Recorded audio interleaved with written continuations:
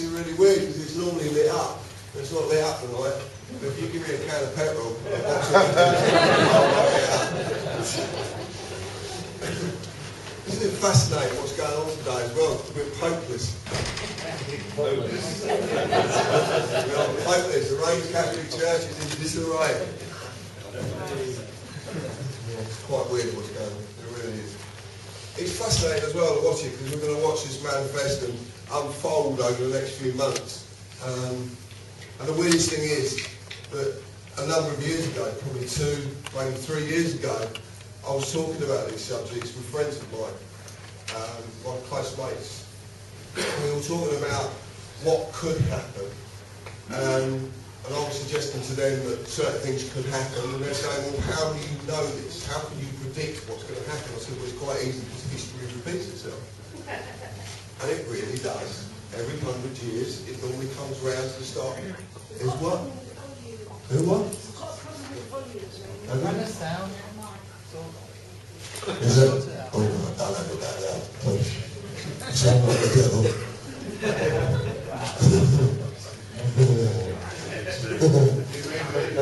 Yeah. Don't you bet your arse on it, So we're discussing these subjects, and what we're discussing is, you know, a system built on what it's built on, imploding. You know, a system built on greed where, like a fire, you light a fire, it'll consume everything around it until there's nothing more to consume. Then it consumes itself. And that's what we've got. We've got very greedy human beings that have consumed everything around them, and now it's a last-ditched attempt to take the last little bit before they start attacking themselves. But the thing is that they're already attacking themselves. So my friends used to say to me, what do you reckon is going to happen? I said, well, Roman Catholic Church is going to collapse. Parliament's going to collapse. And it's already started, they're going to implode. The monarchy's going to implode. And every day, this is terrible. This is really, really bad. Is it the battery in the mic? Is it the battery in the mic, John? Yeah, it might be actually. It's really spooky. Do you want to put another battery? Can you hear me? Yeah.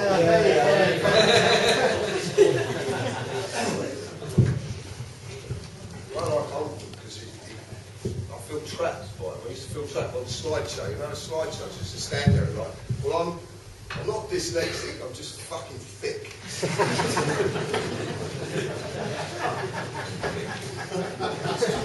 So, there you go.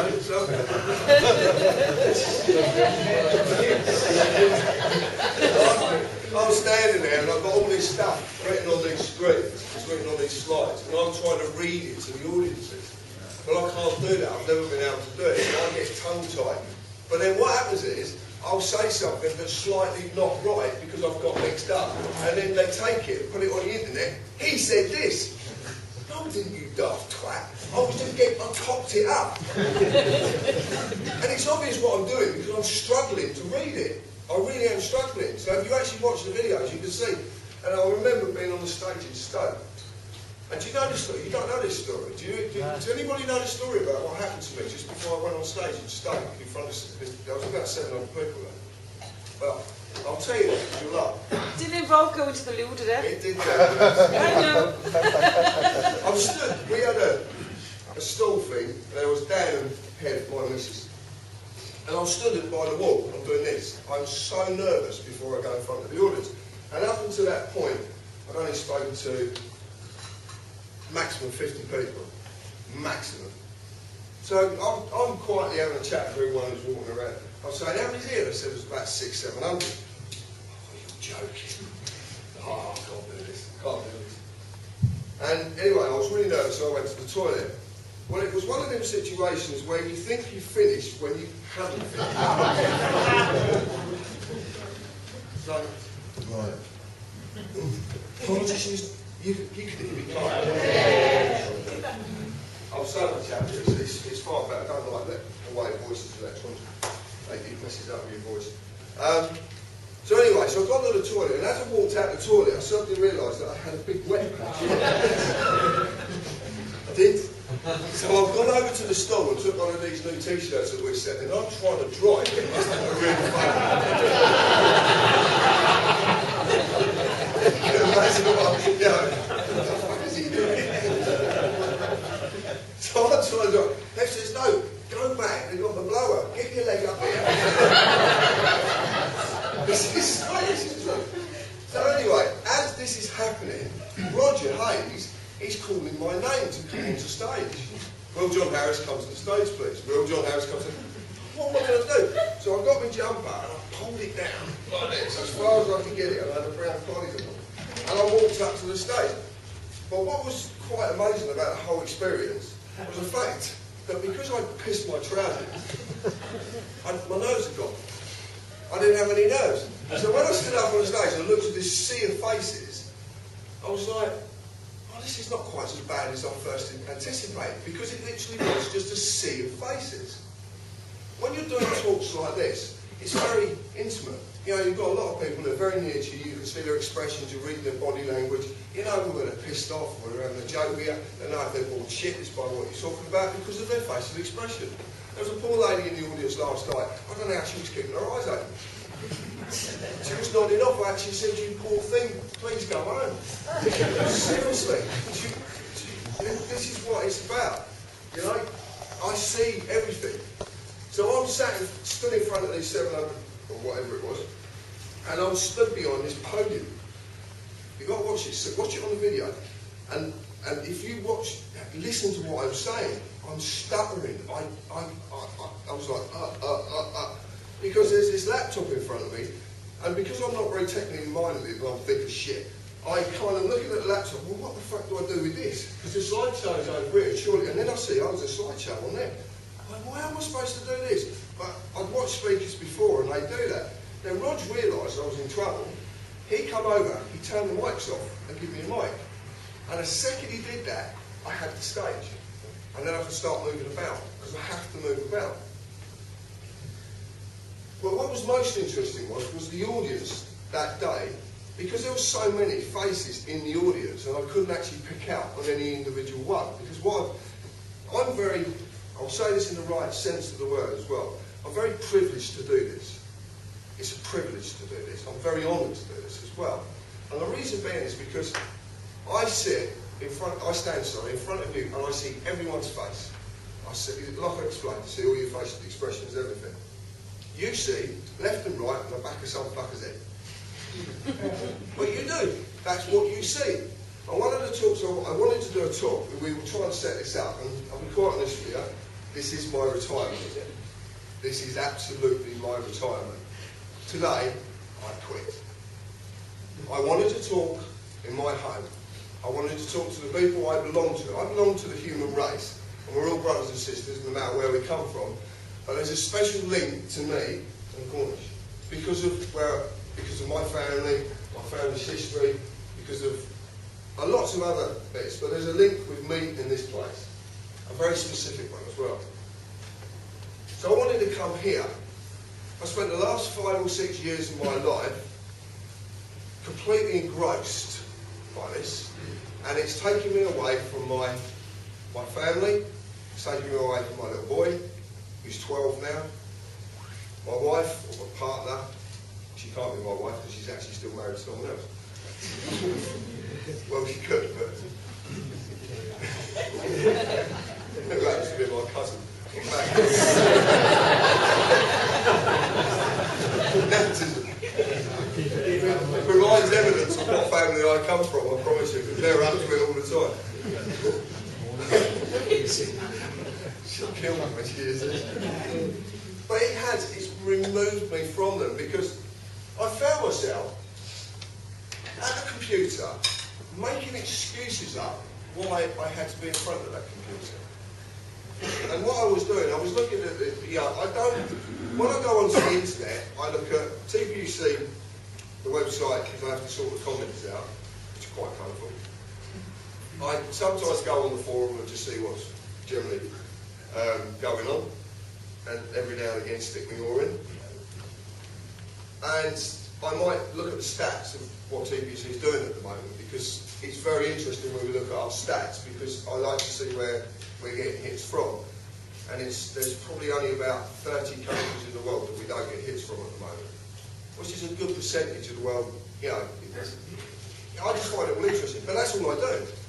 And then I might have to go and do a job, so I might Google someone's address or blah, blah, blah, but that is probably my internet activity. So, just before I started this batch of talks, a friend said to me, he said, I was skinned. There was this particular week, I had 20 quid in my pocket, one day that was upstairs, but I had 20 quid. We had the electric to pay for, and we're on these meter things, so we're paying through the nose for it, because they actually charge you more money to have these meters. But we kind of like it that way because of the situation. We always know. I will quite happily bridge that fucking meter out. I know how to do it. I can do the gas and the electric in a split second. But theft is theft at the end of the day. And even though it's theft off of someone who's stealing off of, doesn't make it right. That doesn't make it right. You can't. Two wrongs can never make it right. So look, if they're stealing and I start stealing off of them, it just perpetuates the situation. So we pay our way. So we got 20 quid, and then Heb's dad said, well look, I'll give you 50 quid a week for a few weeks to help you with food, because we were struggling. Because I would feel very hypocritical going down to the job centre and saying, I'd like to sign on the dole. I would be a hypocrite. I really would be a hypocrite, and I won't do it. So I will bust my arse and work as hard as I possibly can. I'll even reduce my daily rates just to get the work in, just so I can. And it's been incredibly difficult. A mate of mine is a builder, and a kitchen to fit, and a load of other work to do, loads of plumbing work. So I got involved in this, and that helps me. That put us back on to a slightly even keel. We're still desperately in debt, which I'll talk about later, but we're desperately in debt. So he said, why don't you go out talking? I said, well, it's for the wrong reason. I'll be doing it for money. He said, yo, he said, you're doing it as a job. He said, people like to come and listen to you talk. I haven't got a fucking clue why, but they do. They will pay to come and listen to you talk a reasonable amount of money. So there's nothing wrong with it. So I went, do you know what, you're right. There is nothing wrong with that. We're all entitled to earn a living, and I can do it this way. And then the question, what the hell am I going to talk about? I have no clue what I'm going to talk about. I can't do all that shit I used to do. He said, well, just talk about what you know now. I went, yeah, fair enough, I suppose. So anyway, I still feel a little bit guilt. I felt a bit of guilt about coming out and taking people's money. But then I goes off on this little tour that I've done in February. It's only about 7 tours, whatever it is. And I goes around these tours, and each one is getting funnier. The laughter. I goes to Liverpool. This man here sticks me in an ex-church. Now, that is not a good thing to do to someone like me. He said it's decommissioned church. I'd decommission it with a fucking bulldozer. We could have been warm that night. We could have burnt it and been warm. It was freezing. But the laughter. Then from there, I goes to Wales, which was even more. We did have a gig in Wales, that was fun. And when it cold and all, that was bloody brilliant. And then, night before last, I ended up in Birmingham. And we had an absolute scream. It really was. Everyone thoroughly enjoyed it. I thoroughly enjoyed it. The laughter. What I'm trying to get at is this. What we've lost is the ability to laugh. That's what the internet did to me. It took away my ability to laugh, to actually be human. It sucks the life out of you. This is what I couldn't work out. It's one of the most powerful tools in humanity's possession, because we can literally communicate virally at 6,000 miles an hour. Literally. Well, actually 6,000 miles a second. Which is incredible. We can communicate to the world. We can take a subject and send it out there, and 3/4 of the world population can view that subject if it's done properly. We've got this ability. We've got things like Facebook, where it's now worked out that 1/6 of the world's population is on Facebook. That's 1 million people on Facebook. And what do they talk about on Facebook? They say so much, but say nothing. Because it's, I went to McDonald's for my breakfast. Why do I want to know what you had for your breakfast? But it is, this is a shit that they've got, oh, this happened, or that happened, and it is. Now, my partner's on it. My partner's on it, and she communicates to her family all across the world. It's brilliant. It's a really good thing. So we have this such a powerful thing that we can use at our disposal, that we can actually get a message right across the world if we wanted to, in a blink of an eye. But we don't use it to its capacity. We don't use it for what we should use it for. So I wanted to understand why we don't, and the reason is because we're distracted. We're distracted with life because of the lives we lead, because we have to lead lives this way. So there's the mobile phone distractions, there's work, there's the wolves coming to the door, there's all this sort of stuff. And in this process, gradually and gradually and gradually, it chips away at the sense of humour. And everyone, I used to talk, I've got esoteric friends and spiritual friends, or whatever you want to call them. Just all labels. And in all fairness, they're just different fucking religions at the end of the day. Sorry, so you're disproving all of that as like, no, that is, there's nothing there whatsoever. Oh, well, no, I didn't actually say that. No, I'm just If you saying. wait, I'll say it later. Jump the gun. Jump the gun a little bit. Right, where am I going? Right, yeah, so I've got it. You know, I didn't even know what, that's the trouble, I'll get thrown off, the thread goes, and that's it, I've had it. So I've got a lot of friends, yeah, they are. And they say all sorts of things to me, and I was talking to one of them one night across Skype, and he was trying to tell me what this sixth sense is. There's meant to be this sixth sense, what we've got. You know, and they're trying to explain it to me, and he's trying to explain it to me, and he was really going into depth. And I'm listening to him. Because at least you've got the courtesy to listen to someone if they say something. I said, well, actually, you've got your, you know, I get that, well, I don't get it, but, you know, that's your opinion. But my opinion is that the sixth sense is a sense of humour.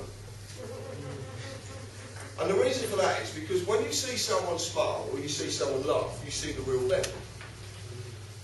When you see the frowny faces and the miserable faces and all that and all the other masks that we have to put on to do the daily things that we do, and you know, it's like if you're a punk, you want well to know you're a punk, so you dress like a punk. That's your persona. That you've taken on this persona. That's your mask. Or yeah, if you're a Christian, you like to tell people you're a Christian. Or it's bizarre. I find it all bizarre. It's all these labels. You know, it's like pigeon boxes. What one are you up in this one? That's me.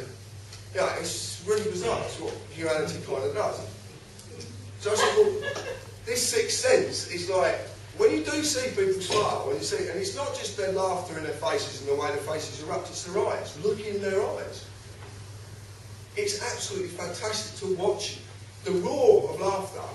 It's inspiring. It lifts you. It doesn't matter what shit you're in or what's going on in your lives. You start laughing and nothing matters. It doesn't matter anymore.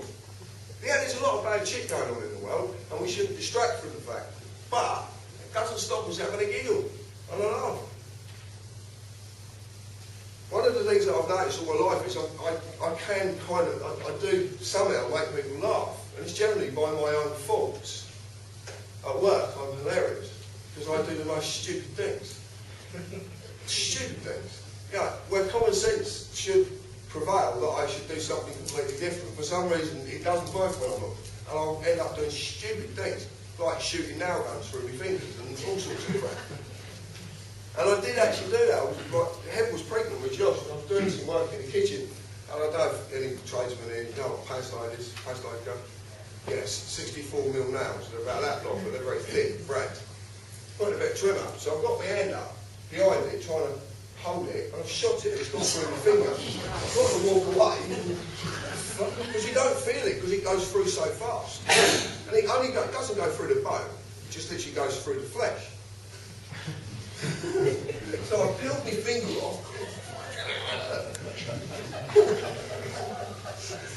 Common sense dictates your fucking finger is behind the piece of wood. You don't shoot yourself in the finger.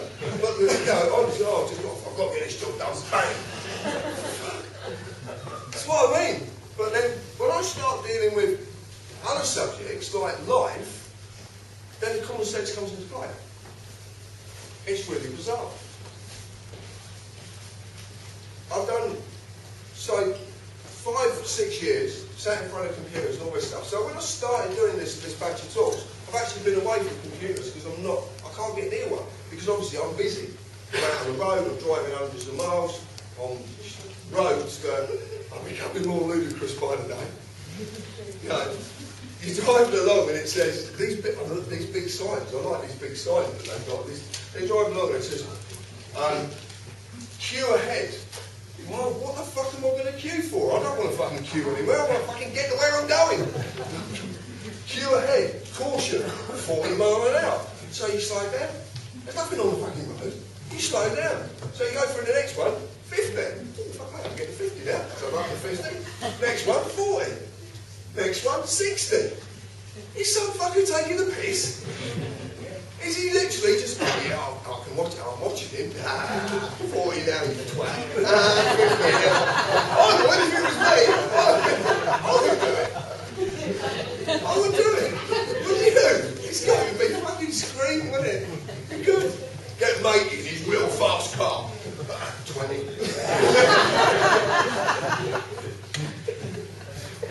But that's what I look. And there's ludicrous things that go on.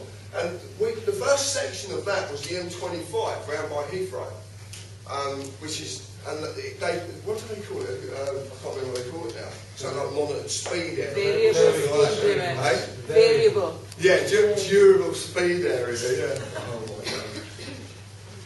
So I find all this really comical. The best time is like when I left Birmingham. I left Birmingham at 1:30 in the morning. It's normally a 2-hour journey for me. I was home at 3 o'clock. So it's an hour and a half because there was nothing on the roads. It was lovely. There was none of this silly signage. It doesn't say, but they do put things up. They do. I don't know if you've noticed. A lot of people don't notice. But you drive along, it says, "Don't drink and drive." I'm drinking a cup of coffee. Oh. Does it mean a cup of coffee? No, don't drink and drive. Is it literal? No. And there's other things as well. Loads of things get put up on these little signs. And then I'm driving along the other day, and I'm driving down the M6, and it's telling me about a problem 100 miles away on the M1. Well, surely by the time we get there, we've all sorted out anyway. Why are you telling me now? And it does, it literally, I see all this silly shit, you know, because I wonder why it's going on. But it's distractions. It's all about distracting you. So, 5, 6 years, I come to this point in my life, and there's so much going on. I've talked to my friends about it. I've talked to, I know Dave, I know quite a few of them. And the lads at the back fastly. My mates have come up to stay with me and stuff like that. And I've talked about this stuff, and I've talked to him, and then just the other day, literally the day, I said, no, this is it. Tonight is the end. Because I was meant to be talking in Glastonbury in 6 weeks' time, and another one, and another one, and another one. I don't want to be away from my family. I want to go back with my family. They've had 5 or 6 years. Do you know, in all fairness, a lot of it, because you've got to remember this, you are listening to a man at 14 years old who's put in a mental asylum for 1 year. So don't ever forget that anything I say, you are actually listening to a man who is the ex-patient of a mental asylum. So please take that into consideration before trying anything I suggest. Because if it does go tits up, you've only got to fucking self. Don't blame me. I've warned you. I've really warned you. And that's my history. I mean, my history is mental health. You know, I was talking about this, and just last night I talked about it. You know, and I've always had this problem with paying income tax. I've always had this problem with taxation because it doesn't make sense to me. Because I could ask her. You know, and I've actually rang up and asked about this, which is even more comical. Can you tell me where my payment's gone and what it got used for? Well, yeah, they get quite frustrated on the phone because their obvious answer is no. But I'm saying, well, that can't be the case because you record everything. record everything. They do record everything. If you go to Tesco's with one of them silly club cards and you buy toilet paper, they know what you wipe your arse with. Because it's all recorded. So surely, if that's the system we live under, where everything is recorded, then if I made a payment, you should be able to tell me where the payment went, or what MP's bank account it landed up in.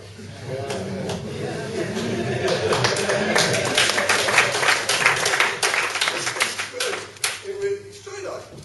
So I ask these silly questions, but they're questions based on common sense, which you could ask. Yeah, I was listening to a story last night where someone got locked away, right? And there were so many phone calls to where he got locked away, they crashed their telecom system completely. Well, why, we could do that. We could decide that 3 o'clock on Friday afternoon, we're all going to ring the VAT office. Can you imagine them? Go mental. Ring them up and ask them what it is. Just ring them up, ask them what it is. Ask them what income tax is. Why does it apply? Ask them questions. Because what I've worked out is every time I talk, I ask audiences, have you run the House of Lords? Have you run Houses of Parliament? Have you run Buckingham Palace? Have you run Home Office? Have you run court services, the police? Not to report something, but just to ask questions. But you don't do it. But you moan about what they're doing to you, but you don't actually go to them and ask them about it. I've had some fascinating conversations with people down at Parliament. Fascinating. And they will try to help you as far as they can go. When you overstep the mark, though, we usually can't give you legal advice. That's quite a common mantra. But there's so many places you can call. You can talk to these people. You can't talk to David Cameron, not if you fucking want to, but you can't. I'd like to ask you where you got that 30 mil from. I would. Can I get a coffee? Do you mind? I can get it myself if you've got the way. You want to pay for it? Seriously, I will, thank you. But you can, and that's what frustrates me, is, you know, and it's very interesting because when you start asking certain questions, I used to ring them up like I talk, you hear the way I speak, I sound like I come from the East End of London. I don't come from London, but I sound like I come from the East End of London. A lot of people in Hertfordshire speak the way I do because it's what they call an overflow town. Do you know what overflow towns are? Yeah. You know, you've got a big city, what they do is build towns all around it, and then you get the overflow from out the city, ends up being in the towns. So obviously the accents come with them, the dialects come with it. And Hemel Hempstead is an overflow town. So I'm ringing them up like I'm a builder, like I'm talking to my mates on the building site. And I couldn't understand why they wouldn't answer my questions. So I came away from it and I sat there for a little while, and this is when I had an office up the top of my garden where I used to run my companies out. So I sat there and I'm scratching my head and I go, right, okay, so let's try longer words, telephone manner, telephone voice, and I was writing a book at the time. Well, they don't need to know what I'm writing about, but I can tell them I'm an author. So I did it. I phoned them up and I said, right, and I used slightly longer words, which is quite easy to do. I've got on my telephone voice that you use. No telephone voice. I love women's telephone. I love it because you go to someone's house and they talk to you and then they go like, hello. You all do it. We do it. I just do it sometimes. It's hilarious. We do. So we've got this telephone voice. I've got on the telephone voice. I'm talking to them. I'll tell them I'm an author. They can't help me enough. They seriously can't help you enough because you've become part of their club. There's not a separation between you anymore because of the way you speak. Because they actually do, because of their, I work in Parliament. You only answer the fucking phone now, don't you?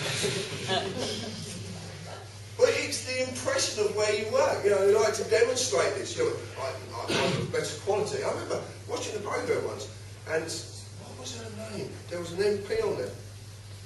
And I'm sure it wasn't question time, it was something like question time, but it wasn't question time. And I was watching it. Blears, her name is. Her surname's Blears, I can't remember her first name. Anyway, she's named Hazel Blears, that's it, yeah. So she sat there and they've got they're like football pundits, aren't they? Really. Sat there and then they get chucked a lot of questions that they never fucking answer. But she sat there and she said, I've got a lot of respect for the ordinary people. I'm like, what the fuck are you doing? What? Just because you're an MP? You're not ordinary. What, are you special in some way? It's deadly serious. You listen to the way they speak, they do actually separate themselves. You know, do you know the lowest form of privilege? It's called key workers. You know these key workers? Teachers, nurses, key workers. Thank you very much. Just around the corner from where I live, they built some houses.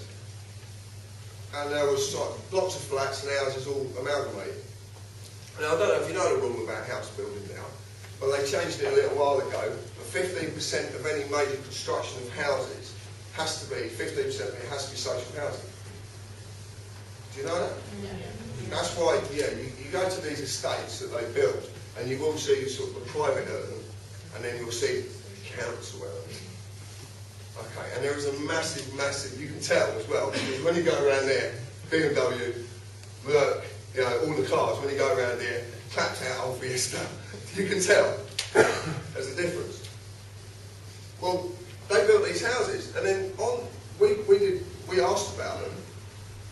Funny enough, I asked at the local school, and they were key worker houses. So they built housing that's desperately needed in our area, but then only offered it to nurses, police, school teachers, you know, civil servants, that sort of thing. They're called key workers. And that's the first line of privilege. What I didn't know is that then that steps up a notch. And then you've got your doctors, because they're seen as a bit more doctors. And then it goes up another notch. And it goes, and basically, you have the pyramid in your community. The class division is within your own community. Excuse me, and I found this very interesting. That I can actually talk about this subject and no one really knows what I'm talking about. They've never seen it in their own communities. You know, the fact that this actually exists. Well, what I worked out is that the whole world is basically a pyramidical selling scheme under a dog complex. And it doesn't matter if you're down here or you're up here, it's the same thing. Well, when you can see that, it's like, well, it doesn't take much more common sense to work out why it's like that. And it's really interesting about the points of power, because obviously it's all done in the name of, there's a point of power at the top of the pyramid. So basically the idea is that they're the point of power sat up here, and what they take revel in the fact that everyone else below them is looking up their arse up. Pretty straight up, that's what they do. They look down. I'm better than you because I have a bigger office that's higher up the building. And it's all this status thing. But the comical thing is when that meets me. Because I see every human being on parity. No class, no division, there's nothing exists with me. We are all equal. You're not better than me because you drive a newer car than me. You're not better than me because you have a bigger house than me, blah, blah, blah, blah. You know, in fact, I had a really, really interesting conversation with a solicitor. I was working in London, and I was working in a place called Offenden House. Now, Offenden House is where, I don't know if you remember years ago, bands, one of them married one of the Gallagher's. I mean, what they're called, two twins, used to be in a band, Appleton Sisters. Well, I ended up, it's a really good, funny story about it, because I walked into their flat, because I was working in their flat, and they have a big Great Dane, stands about this side. So I'm trying to be very polite, and I'm talking to Natalie, and their dog shoved his head in my nuts. So I'm doing this, trying to be polite, while this dog is fondling. So I did the job, and a solicitor across the way, who lived in one of the flats, wanted some work doing. So we quoted the work, and we gave them a good price, and we arranged for the time for it to be done. And this is in West Hampstead, which is an arsehole to get to, at the best of times, let alone 8 o'clock in the morning. So I drive it down, and I can see that we're stuck in traffic, and we're going to be late. So I did the courteous thing and called him and said, we're going to be late. Well, did he set off? Oh, dear. So he's starting to shout at me down the phone, and I'm keeping me cool, keeping me demeanour, being polite, you know, as you're meant to be. And then he starts saying to me, do you know, I earn £100 an hour and I'm going to charge you £100 an hour for every hour you're late. Right, well, that's an interesting. So anyway, I said, well, it's not a problem, because I said, carpenters now earn £100 an hour. Every hour you charge me, I'll just charge you another 100 for what I'm going to do. So he's like, you can't do that, you haven't been to university, you haven't studied this. I said, no mate, if I don't do my job, you ain't got a fucking house to live in. Now whose fucking job's more important? Which is true. No, we're looked on as a scum of the earth, tradesmen. I've been to houses in this day and age, and you can't go through the front door, you've got to go around the back. This is deadly serious. Deadly serious. I've worked in these places. They call them the affluent areas, or the upper demographic, they're called as well. Generally professors and teachers and people of that, yeah. We worked for a professor, a brain professor, and another doctor, I'm not going to say their name. They lived in a £1.8 million house. The company I was working for was a very dear friend of mine. There was a small group of us who used to work.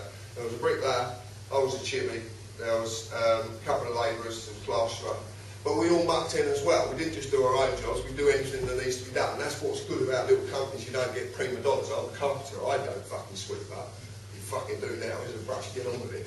And so we're working this £1.8 million house. We built a £300,000 extension. You know, most people's houses are not worth 300 grand. And do you know what the prime bit of this extension was their bedroom. Their bedroom was bigger than most people's houses. There was quite a funny story about this, because the Dan the bricklayer was a bit clumsy. And does anybody know what a padlock is? Yeah. So it's a short scaffold pole about that long that you use to rest your boards on. Generally you've got a flat bit so it slots into the brickwork to tie in. So it's only about short, it's about 4 foot long. Scaffold pole.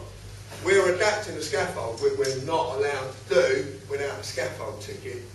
We're not allowed to do it. So we're never allowed to adapt scaffold, even though we know what we want the scaffold to do. And most of the scaffolders never do what we want them to do. They do what they want to do.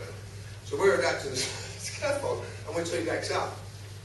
The building, the extension we built is between the old kitchen and the swimming pool, big indoor swimming pool. So Dan's taking these padlocks out and he's winding up the nuts like that, winding off the nuts. And as he took it off, he's let go of it. And I've never seen anything like it. It went off the scaffold like a missile, went straight through the window, straight into the pool, and put an hole in the bottom of the pool. And cracked the tiles in the bottom of the pool. But the comical bit was, the heating pump on the pool had packed up the heat exchanger, which is a big monstrous piece of kit that keeps the pool warm, because you've got a phenomenal amount of water. So it was absolutely freezing cold. He had to get in it to get that pole out. But these were the sort of things, and that's what I lived through all these experiences, and the laughs and the fun and everything. So when I used to go to work, I used to have a great laugh. What I noticed when I came into this is that went instantly. And all I was meeting was very, very serious people. They were very serious. I've even got an intellectual friend who does a lot of research for me, and he hasn't got a sense of humour. Just recently, I've started to bring it out of him, and it's not because I just use wise cracks to bring it out of him. And you know, and there was a bit on the forum recently, I don't know if you saw it. It's supposedly one of my talks. I said I was gay. Did you see this? Did you see it? You know, I don't know what they're talking about, but you know, but there is a side of me, I'm sure, that is can. Well, I was diagnosed with multiple personality disorder, so there's a fucking good chance there's a can one in there somewhere. There's got to be, isn't there? By the rules of the book, there's got to be a can one. But also, the other thing that, you know, is autism as well. You know, that's another thing that I've had thrown at me. Because of certain little things that annoy me. I'm very OCD about certain things, like smoke detectors that blink. And all you've got to do is change battery. and they bleep. And they really bleep. Well, generally on my side of my waist here when I'm at work is a hammer that hangs about down there, attached on the back of my leg. The smoke detector gets the hammer.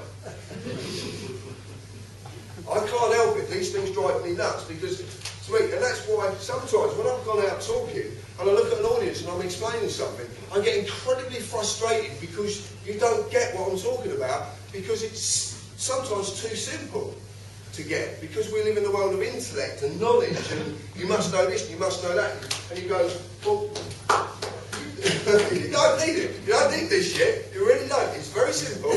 There was a group of fuckers over there and they're taking the piss out of you. That's it. That's it in a nutshell. And it really is that in a nutshell. Is it not? Yes. You know, the rich get richer, the poor get poorer, and we all moan about it, but they're still getting fucking richer and we're still getting poorer. Well, I'm fed up with talking about it. I really am fed up with it. That's a lot of the reason I'm just packing it up. I'm coming away from the internet. I'm not being involved in TPC in any shape, form or fashion. I'm deleting all my email accounts. Whoever needs to get hold of me will get hold of me because they've got my phone number, my mobile number, or I've got my house number if they're a very close friend. And I have an idea which I'm going to explore later on with you. And this talk is called The Revelations of John. Deliberately. And the reason is because my name's John and I'm under the reveal something. So it's The Revelations of John. It's that simple. But I do things because I get a lot of fun out of fucking with your minds. I used to go and see a psychiatrist because I've seen a lot of psychiatrists in my life. So I would go and see a psychiatrist, and the second I left, the psychiatrist would go and see a psychiatrist. I've got a very, very dear friend who is a psychiatrist, but he calls himself a quack. He does it deliberately just to piss all of the other psychiatrists off. He calls himself a quack. And because he says, the stuff that they're taught, and what he said, a lot of it is complete bollocks. Absolute bollocks. What they'll do is, right, you take an individual, take you, sir, right, you come into my office and sit down, right, what's up, mate? Oh, I'm a little bit depressed. I'm a little bit this. You're bipolar. Right,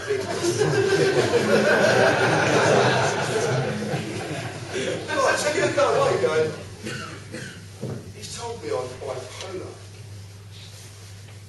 And it sinks in. And then you go home and you go, he told me I'm bipolar. And then the more you repeat it, the more you believe it. So what you've gone in with, you know, it's incredible. So you've gone in, you're a little bit depressed. Look, show me a human being on this planet that's not been depressed at one time or another. Seriously, because you don't know what depression is, do you? Does anybody in this room really know what depression is? Yes. What is depression? It's the mind. What could you not What you believe that isn't actually real. Really. Right. That just proves exactly what I'm talking about. Knowledge, intel. No, when you're depressed, you're fucking pissed off. That's it, you're pissed off with life. That's depression. And we all get pissed off. But we don't need some fucking label and a handful of drugs to throw down our throat that will make us even worse. Did you know, I'm not kidding you, kid you not, look at this the next time, if any of you are taking antidepressants, look at the label. One of the side effects is suicide. You feel suicidal. You're taking the fucking things to stop you committing suicide and it will create it. And that shows evidence that we only ever read what we want to read. We don't actually read what's really there. We never read it. We never read anything properly. We don't actually hear anything properly. And that's what's most fascinating. And that's why they take the piss out of you. Because they know that fact. Because you won't see things logically. You get a parking ticket. Parking ticket stuck on your thing. Like that. There's a couple of ways of dealing with it. One, it says can only be touched by an authorised person. Ring them up and say, well, I'm not a fucking authorised person, so I can't touch it.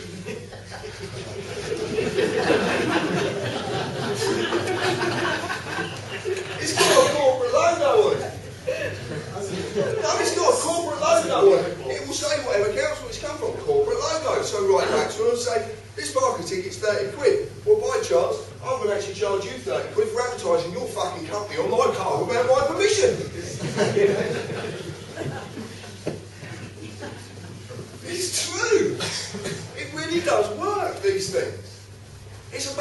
having fun. If you get serious, you've become them. Yeah. Have you dealt with an automatron? Do you know what I'm talking about, an automatron? Yeah. They're being taught. Even, we've got a friend who is sort of like on the rock and roll, and she's had to go on these work things, and she went on this course. And she was telling me about what they do. And what they do is, they're actually teaching them to become emotionless, to not use body language. Okay, because when you speak and you're face to face with someone, you give off more from your body language than you ever will from your mouth. You can lie with this, but your body language is telling the truth. And someone who can read body language can pick up on this. They really can. So I get people sitting in my house and they're telling me little stories, and I'm watching their body and I'm saying, you're a lying twat. I'm saying to myself, I want, because I can be quite polite. I can. I do other things which are quite funny, but I can't help it. That's me. There's a really one of my personas is a really naughty little boy, and he's very mischievous, and he likes shocking people. If he comes out tonight, you'll really enjoy it. He is gay.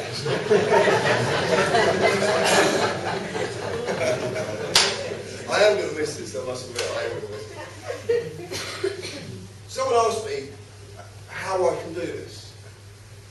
How I can stand in front of an audience, act the prac, talk about my own thoughts. How do I do it? And the reason being is because when I look back at my life and realise what a bad twat I've been most of my life, and the selfishness and some of the horrible things I've done to other human beings, not just physically but also mentally, when I look back at that, and now I talk about it in front of audiences, you lose your inhibitions.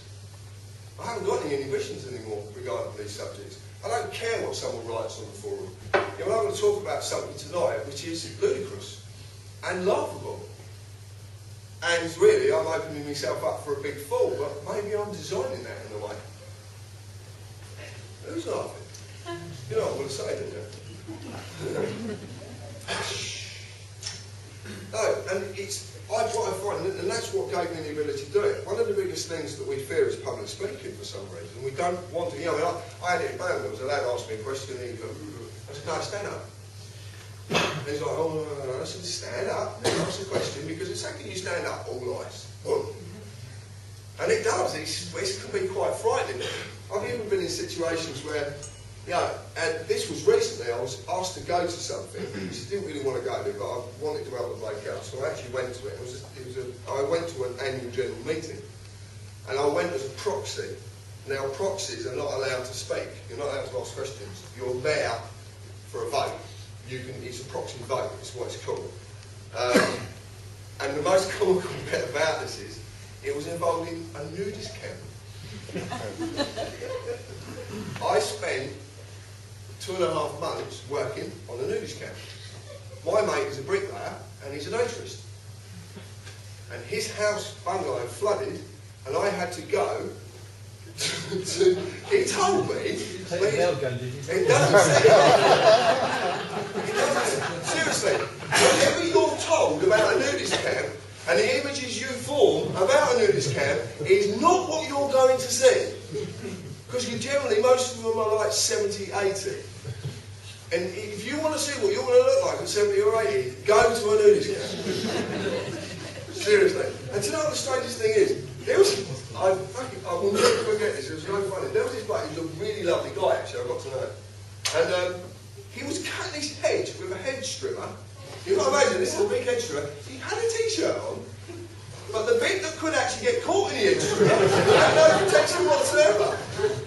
And I'm like, oh, that looks a bit... But the weirdest thing is this. You go, if you meet an atriist, and they literally, to them, it's quite normal to just walk around starkers. If that's how they want to do it, that's fair enough. You know, I haven't got a problem with it. But the thing is, if you meet them, you don't shake their hand, but your eyes... You can't help yourself from doing it. You can't help yourself from doing it. Oh, I just looked at his dick.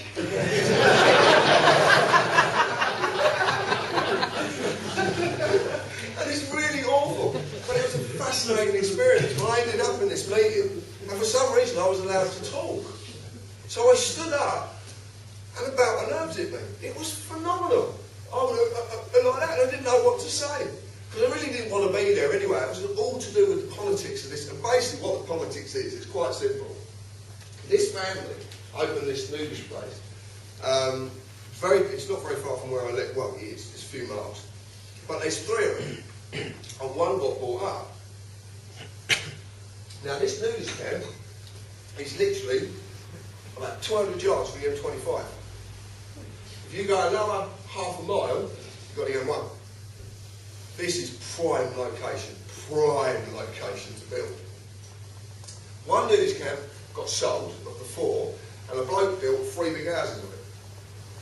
But I don't know if you know the rules about building estates, but you have to have one in, one out. You can't go in and out on the same road. We can, but you must have a foreman going in and a foreman going out on a separate road. The other noodles camp landlocked him. And a landlock is when something's in the way that stops things being built around it, because it prevents access or exit from the land. I would say that land that noodles camp sits on is worth about 28 million on the open market, because of what you can build on there, and because it has buildings on it already. Building application would easily go through. So it's prime location. But what they've got is they've got a problem, because a good percentage of the residents on there are sitting tenants.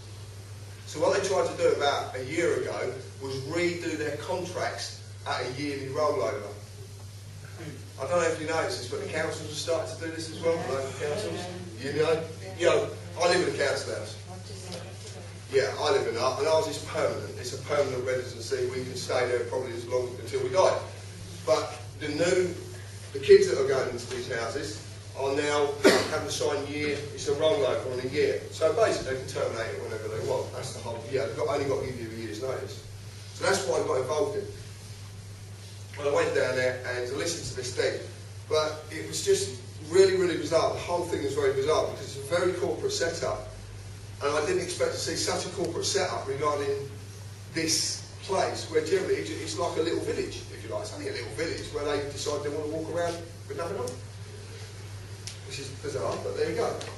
So I do get involved in some strange things. I've been involved in court cases as well. I don't go to the court. I'm in the background. I'm the one who sort of like gives information. I was involved in the Purrick's case. Quite a few cases I've been involved in, and it's really funny some of the information that you get come through because you ask them to do certain things in a certain way. You know, I remember when the bailiffs took my van, which was really interesting because I knew nothing about this, and they came and they took my works van, which from what I understood, you're not allowed to do because it's a tool of my trade. You're not allowed to take the tool of a trade, supposedly, but obviously that. And I remember. They took my van, a mate rang up and he says, we'll go and get a statue of decoration. I went, what the hell was that? He said, go down to the court, ask for a stat deck, tell them that they took your van without conviction. Which they had. I hadn't been convicted by a court. This was all over me talking on the phone, not paying the fine.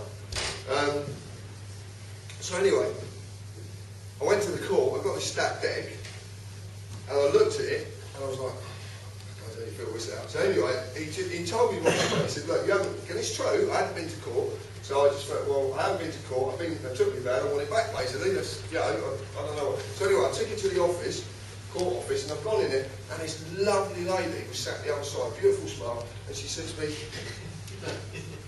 you haven't filled this out right. I went, oh shit. She said, let me get another one, and I'll show you what to do, how to do it. So she patiently went through the document with me, and then she said, look, you go sit over there, and she said, I'll get an usher to take you to a court. I didn't know what was going on, I really didn't know the process. So anyway, I ended up going to sit in this public gallery, and there's some bloke in front of me, in front of the magistrates, being done for drink driving, if I remember right. So I was sitting listening to that and watching everything that's going on in the court, finding it very, very fascinating.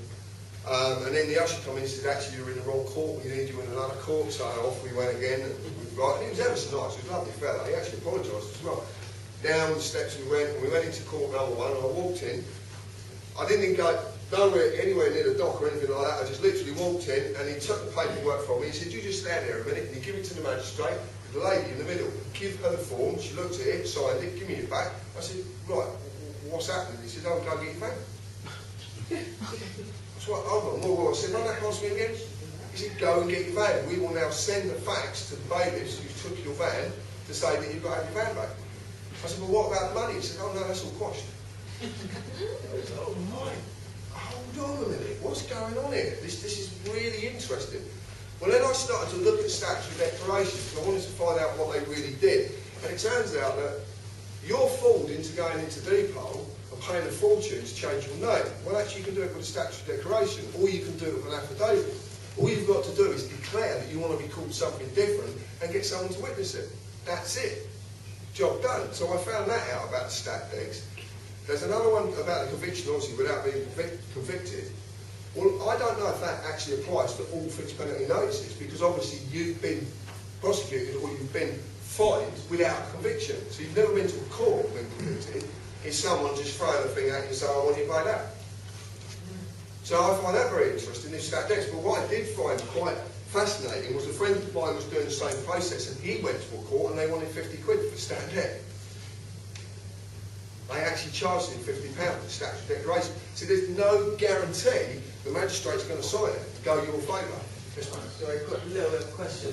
Right, so if you get summons to court, yes, then you can go to court by post. You don't actually go to court, but you tick the little box saying, okay, I plead guilty by post. Yeah. You haven't actually gone to court and been convicted of nothing. Is that the same thing or not? I don't know, you'd have to ask them about that. I've never been, I can only talk from my experiences. And I've never experienced that. Fine. Yeah, if you actually go and talk to the courts, I know it sounds, I know you, Yeah. what I'm trying to get at is this. I was actually driving without a licence at the time as well, but got done for driving no insurance. You're a commercial driver. No, my car actually my friend was teaching me how to drive. And my car sat there for 2 months, and then I got a job, and the only way I could get there was to drive, so I choose to drive, because I had to work and earn money, and got pulled over about 10 seconds away from where I was going to go.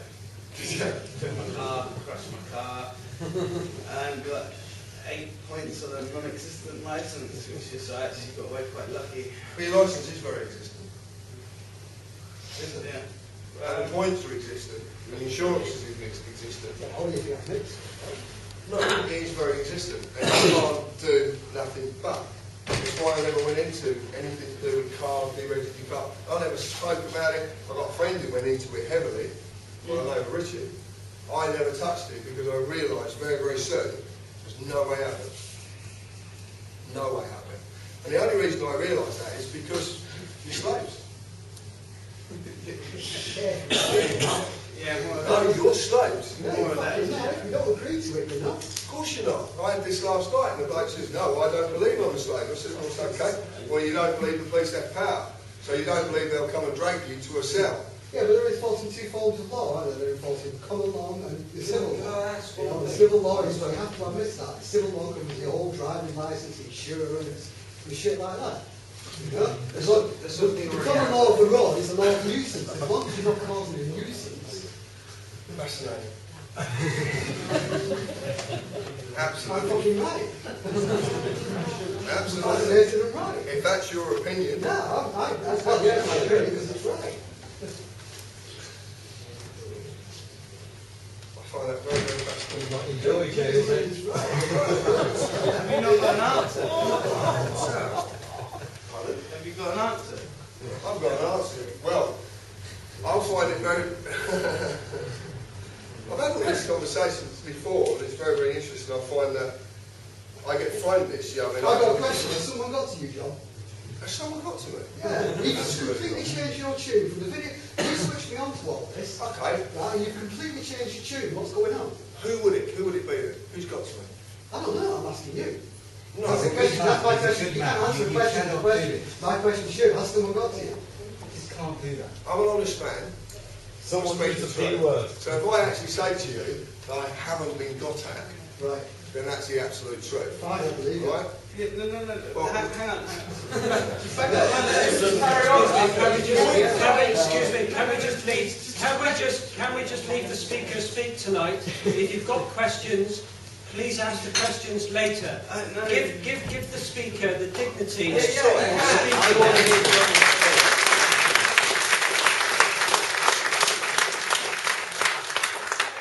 You can carry on speaking. You have a question and ask whether you have an answer to that. You never replied yes or no. You said yes, I have an answer. I didn't try to give him a chance. That's it. Give him a chance.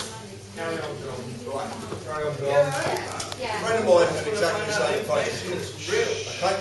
Pardon? It's not a debate. A friend of mine had exactly the same approach of yours. Yeah? And I found it very, very fascinating what happened to him. Because you only heard one side of the story, you didn't hear the other side of the story. Okay? No? Bear with me. Okay. Okay? I know how you feel, because I felt the same. And that's what got me into this, is the way that you feel.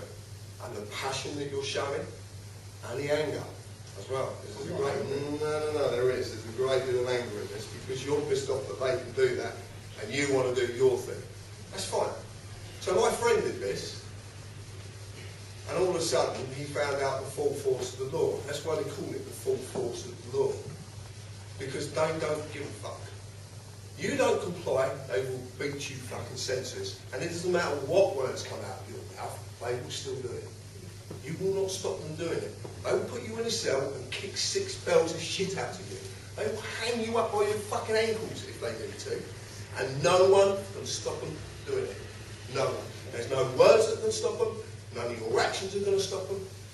That's why it doesn't work. So we should just roll over and let it No. Don't roll over. We just be patient.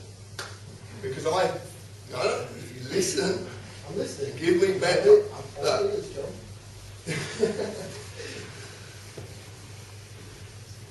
You've got to look at where their power comes from. Yeah. And then you change that point of power. And then they can stop it. They can stop what they're doing. We can stop what they're doing. Yeah. But you have to listen to that, and then you can form any judgment from that point you want on. But the techniques you're talking about, I've seen some quite like, I'll give you an example.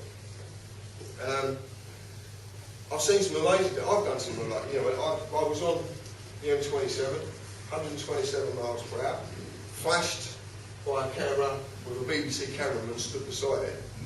So this is all on film. Car comes up my arse. He's fucking furious, this car. I open the door, give me your keys. I see his face, he's upset.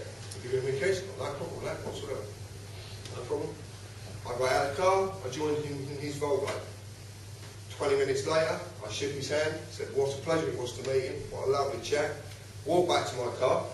I've left my keys in the cop car. So I went back to the cop car, knocked on the window, and he gave me his keys with a beautiful smile. This is all on camera. Right? Now you see it in the newspapers, 110, 115. They have blatantly caught someone doing 127. If it had been 5 minutes earlier, it would have been 165. I was only slowing down.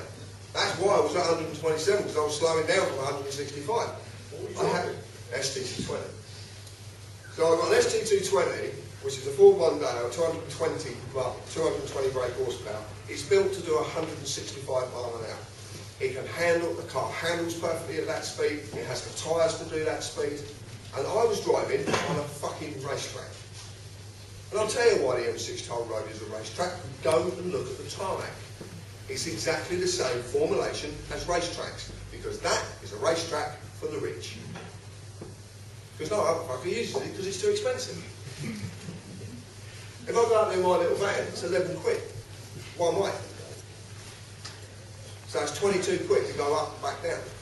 But if you go on the original M6, it's shite because of the roadworks. So you're tempted to go on this racetrack. I don't know if any of you know anything about doing bike tests. If you do a bike test nowadays, you go onto what they call a pad, and you do all your manoeuvring stuff, like your emergency stop, you do your swerve mobility, you do it. Go and look at the tarmac on that race pad. It is close-knit tarmac. That's racing track quality tarmac. The normal roads are not made with that. I don't know what did it, but I don't know why I didn't appear quite blatantly on one of these cop shows. Because of what I'd done, driving at that speed. I did say to him a few things in the car, but I was very polite, I was incredibly respectful, very respectful indeed. My manners were impeccable, and I had I was smiling a lot as well. When I was telling him stuff, and I wasn't smiling, joking, I was just being friendly. To this day, I've never had a ticket, I've never been... So, I don't know what the hell went on. I don't know why it never appeared on BBC. I don't know, I haven't got a clue. But that's not just one occasion. You know, I look at some of the things, I've seen other people and what they've done, and I've seen, we've explored loopholes, and what we've done is we've forced the loophole, we've forced it, and then tried to force it again, and it's been shut. So when you find a path through, which could take you 18 months of your life to study, to find this path through, and you get there and you go, yes! And you let everybody else know, and they go and do it, and that has been shut. And they've created another one that will take you another 18 months to find. That's what the process is about. At what point do you find that it's shut? Is it just at the first stage of the court hearing, or are you taking the... Oh no, they'll take you right through. The appeal stage up to the High Court and the Supreme Court? Well, the High Court are nothing, they've got no power whatsoever. They're a comedy act. If you know... When you go through the appellate courts, is it just, are you talking here, when you say that they close the loopholes, is it just at the point where the initial court hearing, where you finally get closed down by that judge? It depends on what... what... then actually appealing decisions? It depends on what you're going against them for. But generally road traffic is sewn up. It's a completely sewn up thing. Completely. If you don't have an MOT on your car, then your insurance is invalid. That's their rules. And that's what they will apply to you. It doesn't matter what you say to them. Well, I'm not saying this. This is in the Road Traffic Act 1960, section, I forget exactly, but it's around the 250 mark. 256, let's say. Right. You know, it's the common law of the road is the law of nuisance. Right. Explain that. Well, I guess what I'm saying is that, you know, I would take a position in those circumstances where if I'm not causing a nuisance, then perhaps, you know, the civil law doesn't apply unless I agree that it applies. And I suppose what I'm asking you is, why have you changed your position on that? I never had a position in the first one. Right. Which is quite interesting. I kind of, maybe I'm incorrect, but I kind of assumed that one of your things was the whole kind of common law versus civil law thing. Explain common law. Explain common law, in a nutshell. Explain common law. Well, I suppose it's principles derived from natural law. You know, the natural world as it applies to the law. And in that, that definition, so would you say that common law is derived from the Bible? Well, yeah. What does the Bible highlight? What does it highlight? What does it show in structure? What does it show in structure? Well, I suppose what it shows in structure is that mankind is the beneficiary of everything on this earth. Simply. And all these institutions Simply. Very simple. Yeah, and all these institutions, therefore, like the police and the No. law and things No, like no, that, no. the courts, these are trustees looking after our interests. It shows you have a master. No. Yes, it No, does. what it shows is that the trustees are overreaching our interests because they can do our It business. depends on how you see the Bible, though, doesn't It it? shows you have a master. You are playing by I have no the masters. master's I'm a rules. man, I have no masters. How much do you know about the Bible? Not a great deal, I don't want to know about Well, it. then how can you say that it shows that you have a master? Because it's like How it does. can you not derive from that it's actually to make yourself? I've had movies say this. Let's go. Yeah, but if you conceive it in a different light, then basically that you're the master of yourself. Not a master as in someone that's the master of yourself. It's completely different thing. I'm not actually religious.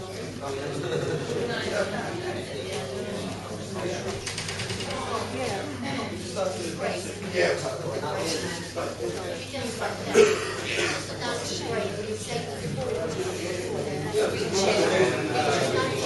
Yeah,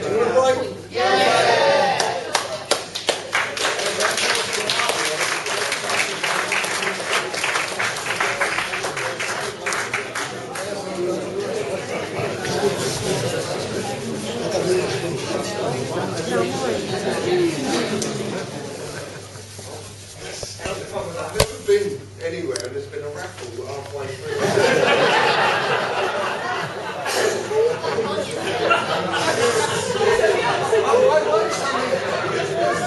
Welcome home.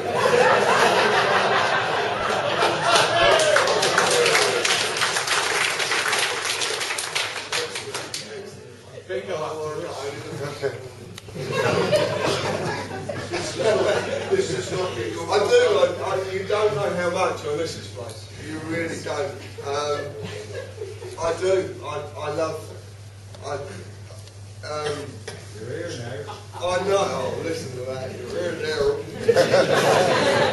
When I was young, I'll tell you a little story actually. When I was young, my auntie Gert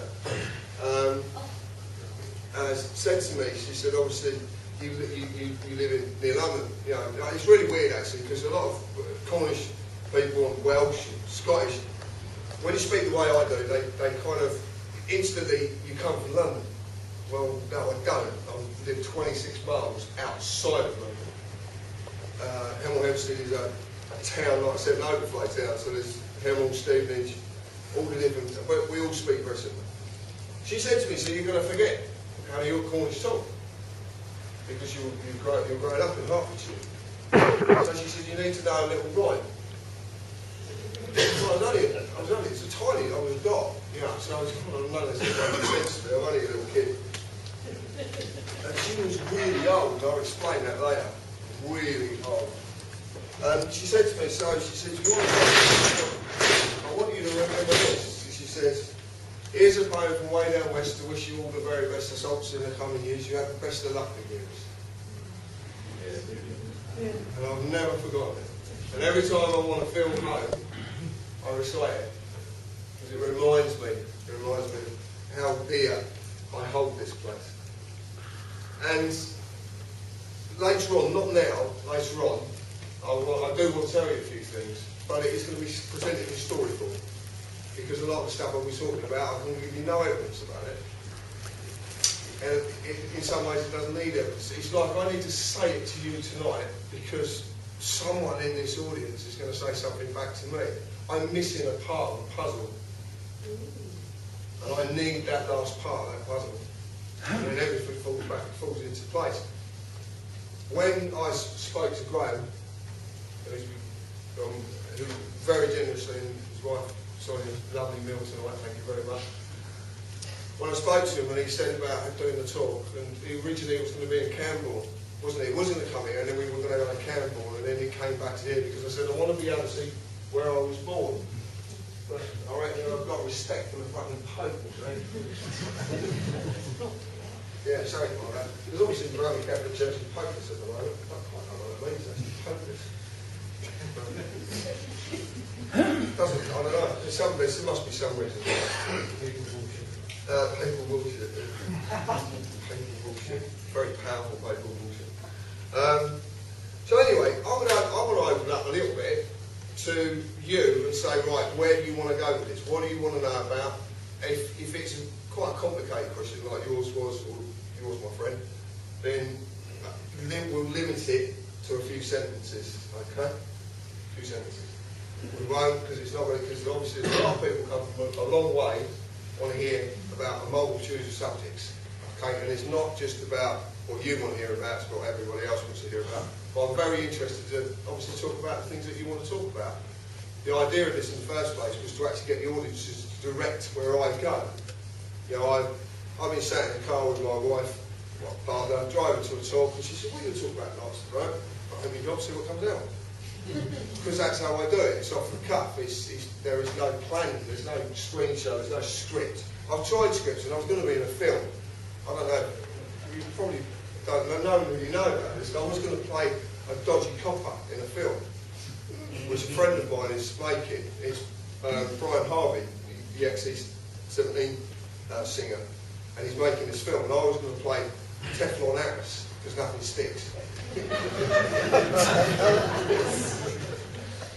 Well, there was no script. My whole bit in the film was ad-lib, completely ad-lib, because I can't do scripts. And I don't know if you've ever seen, there was a bit I did with Deek. I went up to Deek's in Scotland, and I don't know if any of you know Deek, FKN News. Yeah. Well, you know, when he does it, you know, he's good actually. I do like him. He does push boundaries. So the objective is that you dress up like a man in black with the sunglasses on, but there's a reason for them sunglasses, because you've got a script down here that you're reading, but because your eyes are facing that way, because you've got sunglasses on, you can't see the direction of your eyes, so you're actually reading this script. Well, we went through all these takes because I just couldn't do it. I'm like that, and I kept looking up with one eye. I felt like one eye was looking there, one eye was looking there. This was really late at night. I'd had a smoke, so I said, it's not good. You know, it ain't good. And I went on Sky Television after having it. My mate says to me, "You going on Sky tonight?" I went, "Right, okay." "Oh, you nervous?" "Yeah, I'm shitting my pants." He said, "Right, the best thing to do is when you go home, have a joint, have a bath." In fact, have a joint in the bath. Yeah, that sounds a good idea. I'll do that. 3 hours later, we turned up in the studio, I'm still buzzing off my nut. So I sits there, and there's this camera, and it's got a clock ticking down, 45, 44, but I'm looking at the doors, looking at the camera, looking at the doors, so when that gets to 30, I can still make it out them doors. And I really was, and I don't know, if you watch the actual thing, watch me very, very carefully, and you'll see I keep getting dry mouth and up. Drying up. I don't know if you know, it's when you're nervous, your mouth goes dry, you lose the saliva in your mouth. And especially when you've been smoking. But it's really weird because the gentleman who was interviewing me, I then went to lunch with him. I met him, there was a group of us got together, we went to lunch together, and I got to know him on a different level. And he's a really, really nice fellow. And he was playing devil's advocate that night, so and that's what he was meant to do, that's part of the process. So I've had some amazing experiences during my 6 years of this, amazing experiences.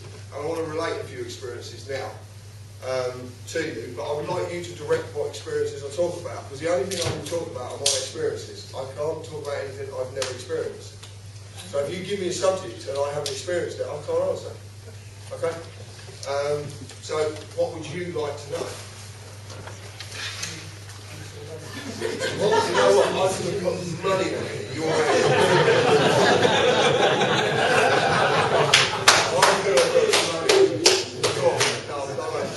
I was just going to say, what was going through your mind when you were giving the presentation at Lawful Rebellion Conference and stuff? What was going through my mind? Yeah, where were you coming from? I was really, I suppose, in a lot of ways, when I look back at it and cringe, I was asking questions. I could see this stuff. I was asking questions. I'll tell you how this came about, right? That screen show was actually put together by a friend of mine and myself after we'd had smoking sessions. And this was in his flat in St Albans. And we stood in there and he'd actually tell you because we had such a giggle doing it. Because we were playing with the constructs of words. And that's what grabbed my interest, was the words and the way that the words are put together. And then he said to me, "Well, we found this out." Another very dear friend of mine, who I haven't seen for a long time, is the anti-terrorist. I know him really well. Yeah. He was actually at one of my talks, which is hilarious. He sat in the audience, and I said, "Who do you reckon the anti-terrorist is?" And there's someone piping up, "David Icke." And there's someone piping, he was cracking up. He was sat in the audience with him. And he's just cracking up. My mate, no one picked up it was him. I won't say his first name. I can't, there's a reason, because of his job.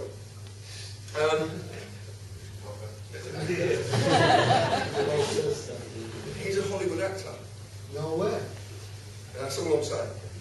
But he's a Hollywood actor. That's absolutely, I won't lie to you, I don't lie, he's a Hollywood actor. When I was talking to him, he was very involved in commercial redemption. I don't know if you know this, you might not know this, but he was involved with commercial redemption with a couple of other guys. And I got invited to a meeting in, I can't remember where we were, sure it was Nottingham. We were up in Nottingham, and me and Richie went up. And I sat in this, and I was invited, and there were like 500 quid for the weekend. Yeah, and I sat there, and what I was actually witnessing, and I sat very quietly, sat in the corner, and I just sat, and I saw very, very desperate human beings that would have struggled to find 500 quid, but they found it. And they were being given information that they didn't comprehend, they did not understand the stuff. And it was being given too quickly. There was no stop points, there was nothing. This was dum dum, and I was puzzled. I didn't know what the hell I was watching, listening to. It was discussions. So at dinner time, we went out and got something to eat. And I was standing outside having a fag, and the anti-terrorist, as you would know, came out when I was speaking to him. And I said, I was very honest with him, and I said, I'm just seeing a load of desperate people who haven't got a fucking clue what you're talking about. And he said, well, we are trying to do it. And I said, well, really? And I could see he was very, very uneasy with what he was doing. There was a moral issue in him. He was very uneasy.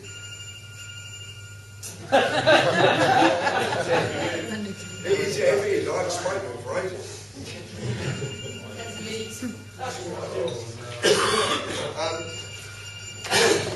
Fucking Dana society. What I picked up on was this moral issue that was going on inside him. And after we spoke, he went back in and he was doing a presentation with his two. Now the other two fellas, I didn't really know that well. So, unbeknownst to me, the objective was for me to put this stuff on TPC. That was the objective. I didn't know that at the time. What it was basically, they were going to use me to use TPC as the platform it is, to out there, obviously, what they want to do, and to get more people in with, to pay their £500. Because if you work it out, if you've got an average, you've got 20 of them there, £500 a hit, I don't need to do the maths for you. That's a fucking good weekend's work, isn't it?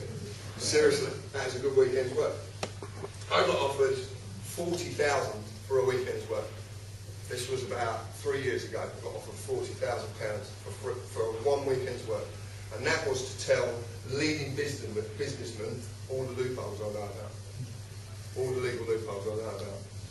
Because from the age of, funny enough, we'll talk to this about, from the age of about 7, I worked out very, very quickly how things were structured and how you get around things, how you don't have to do it, and there's other ways and bits and pieces. And what I used to do, I realised that there was a form of authority that you couldn't buck, even though I wanted to buck it, but I did realise that didn't stop you. You could bend rules as long as you didn't break them. And I worked that out very, very quickly as a kid. So what I started to do is I started to look at legal loopholes some years ago, and I discovered tons of them, absolutely tons of them. And then I decided I had this moral dilemma in me.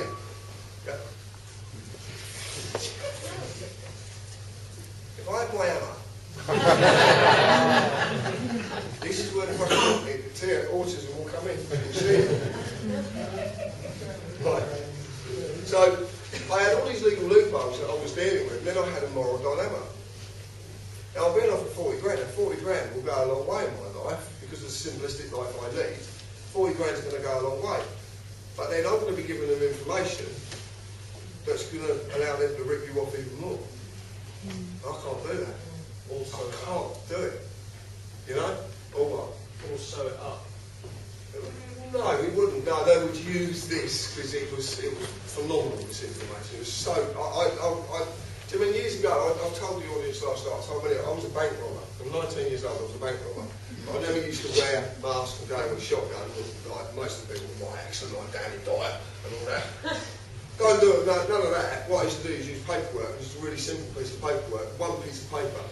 And basically what it was, it's all to do with false IDs and stuff like that, which you can get 10 a penny, you can get driving licence, passports. It's simple if you know who to sort to. And it's very, very simple to do, and it's only a matter of asking questions. And then what you do is we used to do this, we used to formulate a letter from what would look like an employer, saying that you were going to be paid X amount of pounds at the end of the month on a certain date. And then you open a bank account against the strength of that. So what you do is you let that run for a little while, and what happens is you basically, because of the way their system worked then, because of the lack of communication, because there wasn't no intranet, there was no internet, they couldn't communicate with each other, each branch, the way that they can now. And the computers were localised. They weren't nationalised, they were localised. So if you've got a local branch here in one town, it wasn't connected to a local branch in another town. So you can basically get money out of them every single day on the strength of what you're going to get at the end of the month. The trick is not to go in after you're meant to have got the money, put it in the bank. Because otherwise you get called into the manager's office, which I did get called into the manager's office because I was greedy and made a mistake. And I went in there and we basically had a very interesting conversation where I basically said he wanted his money back, so well, you will not get it back. And there's nothing you can do about it, which he agreed with me. There was nothing he could do. Because I realised there's a massive difference between civil and criminal. Massive, massive difference. And that's what I used to play with. I used to play in the civil world, not the criminal world. Because the criminal world comes down on top of you, but the civil world, you've got no power whatsoever. You've got fuck on. And I realised that very, very quickly. So I was doing it, but then I moved into all different directions. Because once you've opened up an avenue where you can do this sort of stuff, and I was only doing it in getting girls' knickers. That's all I was doing it for. Because to flash the cash, and that's what I was doing it for. I'll be absolutely honest with you, I won't lie. Then I moved into other avenues, and then when I look back at this some years ago, and I look back at what I did, because I have no remorse whatsoever. I am classic autistic. I have no remorse whatsoever. I had nothing at all. I would literally rip anyone off. I would do anything I possibly could for my own gain with no remorse. I didn't give a fuck. Didn't care. You know? And I couldn't, you know, and you look at that mentality, that's a really serious mentality, but what am I describing? Fucking hell, come on, it's obvious. MPs, civil servants, police, they do exactly the same. I was doing what they do. And what actually happens is, that's what I'm trying to say, what I found is, and this was interesting because I was fighting things, and as I was fighting things, I was becoming what I was fighting. I was adopting their approach, I was adopting their mannerisms, their remorse, you know, the lack of remorse. I was adopting these things. It was affecting me. It was like an infection. And I found this really, really interesting because there was a really interesting incident with a motorbike my son bought.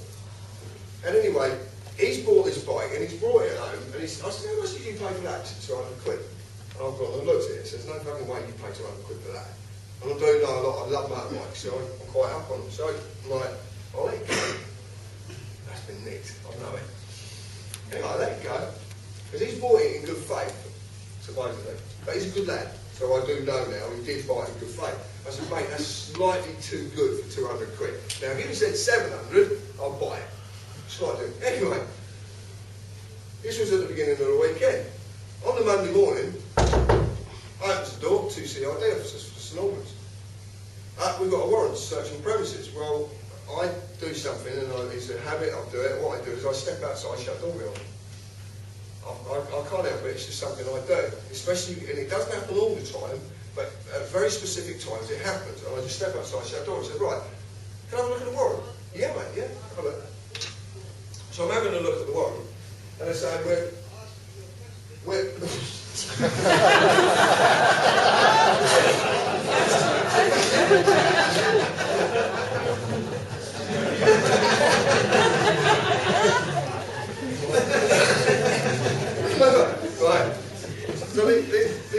So he's given me this warrant, and I'm reading this warrant, and I said, yeah, okay, and it's stamped up, so I'm looking for everything, because obviously this is the stuff I'm into. And he says, this is about a motorbike, and I went, fair enough, yeah. I said, I had my suspicions about it. I said, yeah, it's out there in the back garden. I said, has it been nicked? He said, yeah. I said, well, look, my lad's bought it in good faith, as far as I'm aware. He said, well, look, we're not worried about it. We've got the bike. You know, it's here. You've got no objections with us taking it. I said, no, obviously, if it's some lad's poor bike and it's been nicked, then I want him to have it back. You know, that's a decent thing to do. So anyway, he said, we've got a warrant to search the house. I said, well, no, you haven't. You've got a warrant to search for a bike and paraphernalia regarding the bike, and you haven't got a warrant to search for my son. And he said, well, no, we've got a warrant. I said, no. The warrant's literal, it's explicit. Look at the words. Search the bike, look for paraphernalia of the bike, i.e. gloves or a helmet. It doesn't say you can search my house for my son. So your entry to my house regarding my son is denied. You're not going in there. Very politely said it to him. He says, well, yeah, I see your point. Anyway, he says, we need a statement from you. I went, well, I don't do statements. And he instantly turned to my partner, Head. Instantly, he looked at her. And she said, well, I don't really want to do it. I said, well, you don't have to do it if you don't want. We haven't done anything wrong. But if you want to make a statement, because I can't take away what she wants to do. She wants to do something, and that's down to her. It's individuality, she wants to do it. I said, but if you do a statement, I said, go and get a bit of paper from indoors and write it on a bit of paper. Oh, no, we need this special paper from out our car. You don't say things like that. So why, has it got fucking gold on it or something? Why is it so fucking special? It's only a piece of paper. Oh, no, it's got this stamp on it and that and stuff. Fuck off. Get a piece of paper, write it out on it, don't sign it and give it to him. He said, oh, no, we can't have that. We've got to have this and it's got to be signed. I said, no, it hasn't got to be signed. And I said, don't sign it. Really, seriously, if you want to sign it, but you don't have to sign it. The other copper stood grinning. He said, you know, I like you, didn't you? He said, you don't have to sign it. He was absolutely honest. He realised what was going on. This bloke was trying to form my message and she has to sign this thing. He was being honest because you don't have to sign it. And he realised, and it was really interesting because when they called the truck to get the bike, I got talking to him. And we walked up the path in my back garden, and the patio door was open. Not once did he attempt to go into the house or anything. It was completely diffused, and all it was because I made a joke about something. I was completely honest when he said, where's the bike? I've got nothing to hide. I explained about my son. They did want to interview him, but they never bothered in the end. So I found that very, very interesting, that this would happen. And there's been a couple of... Now, another time, I opened the door. He was a little shit. And anyway, we got... Something had gone on, and he'd been involved in it, and he had actually nothing to do with it. He was done for being... What do they call it when you're... accessory after the fact. The fact he knew that it had happened, he was convicted on that. So then, a couple's come to the door. There's two of them, and the woman I was talking to, I opened the door, and I didn't feel threatened or anything. I opened the door, and her attitude was awful. So I said, I don't know why you're giving me this attitude. I said, I've done nothing to you. I said, do you want to search the house? What for? Where do you want to search? Your son's bedroom. Why? We can't tell you that. I said, well, you're not going to search my house unless you tell me what you want to search for. Anyway, she started to get really uppity, and the bloke, I always remember it, his name was Lazarus. I always remember it, that was his name, and I found that really interesting. I've never heard the name. So I'm looking at his name, I'm looking at him, and he's really kind, he's really gentle. She's been a right cow. Yeah, like your missus when you've done something wrong, she really gives you that. I was actually funny, I distracted from that just for 1 second. I was talking to my 12-year-old the other day, and I actually given him the best bit of advice he could ever receive in his life. Do not fucking argue with a woman, you ain't gonna win. And you don't, you never win. You concede every time. They're too powerful, too powerful. Just don't argue. So anyway, she was nasty. She was a nasty. So, in the end, this started to get quite shady. I was getting shady because of her attitude. It was rubbing off on me. So, Hev come into the hallway, saw that I was getting rattled, and I've got a very, very violent temper. So she saw I was getting rattled, she realised that this could get quite nasty very, very quickly, because I snapped. I call it a black Irish temper. There is no warning, there's no in-betweens, it just goes. And afterwards, I'm generally very, very upset, end up in tears because of what I've done. But I can't stop it. If it starts, I can't stop it. That's awful. So I do my damnedest now to keep it at bay. It's a fucking monster. It's awful. So this is and funny enough, this is when I started to realise about the monsters we carry, that are real us and the monsters in us. And it's all about, so this is what it's reflecting on. Well, she's going to go up the stairs. And I said, would you do me a favour? Would you take your fucking shoes off? We can't do that. I said, well, you just walked across my drive. You might have bad on your shoes and walk out my fucking carpet. What are you going to do? Clean it afterwards? Because she's brought this out of me. She's giving me shit. She's going to get shit back. Anyway, this Lazarus geezer's trying to calm me down. And my missus is trying to calm me down. I said, no, this is out of order. I said, he's done nothing wrong. This is out of order. Anyway, Hev, in the end, goes upstairs with the copper, the lady copper, I'm with the male copper. And he's trying to talk to me, and he's talking down to me. Now, and he's not being He's not being respectful. Even though he's trying to be polite, he's not quite getting there. But what he's actually doing is just clicking fucking switches in me because I'm ready to take his fucking head off his shoulders. He's going to get it. I'm fucking furious, raging. And I can feel every ounce of the muscles in my body tensioning up because I'm going to go for it. So he's realised what's going on, and all of a sudden there was a switch in me. I changed, my whole demeanour changed, and I said something to him. I can't even remember what I said, but I realised I'd got inside his fucking head. And once I got inside his head, I was going to beat the fucking shit out of him inside his brain. And all he could say to me was nurture or nature, nurture or nature. And it's all he kept, and he was broken. He kept saying to it, fuck it, I let rip. I said, you fucking corporate tosspot. You work for a fucking company, you're a miserable excuse for a fucking human being. And a torrent of abuse come out of my mouth, because that's what happens. Yeah, I'm the antithesis of both things. I'm the ultimate in kindness, politeness, decency and respect, but I'm also a fucking monster on the other end of it. And all human beings are exactly the same. There's not one of us who's different. If we actually admit it. And if we actually look back on our lives, we can see the transition period. Yeah. The transition periods that we can actually go back and say, well, do you know what? You know when I was talking to Matey, I was a wanker. I really shouldn't have talked to him like that. That's terrible. Do you know, I'm actually going to phone him up and say sorry. Well done. No, but it's true. And that's what I found going on in my life. Before that point, I didn't give a toss. I didn't give a fuck. I didn't care. I really didn't care. So that was amazing. So all these experiences interesting experiences with the police, like I said, on the motorway. And so what I did is, over a period of time, is worked out that if you actually use politeness and kindness, you get further than you do if you use abruptness. Even though they're bringing the attitude to you, don't bring the attitude back. So what I've done is I've worked out, and I do this now, the more angry they get, the more polite I get, and the more kind I get.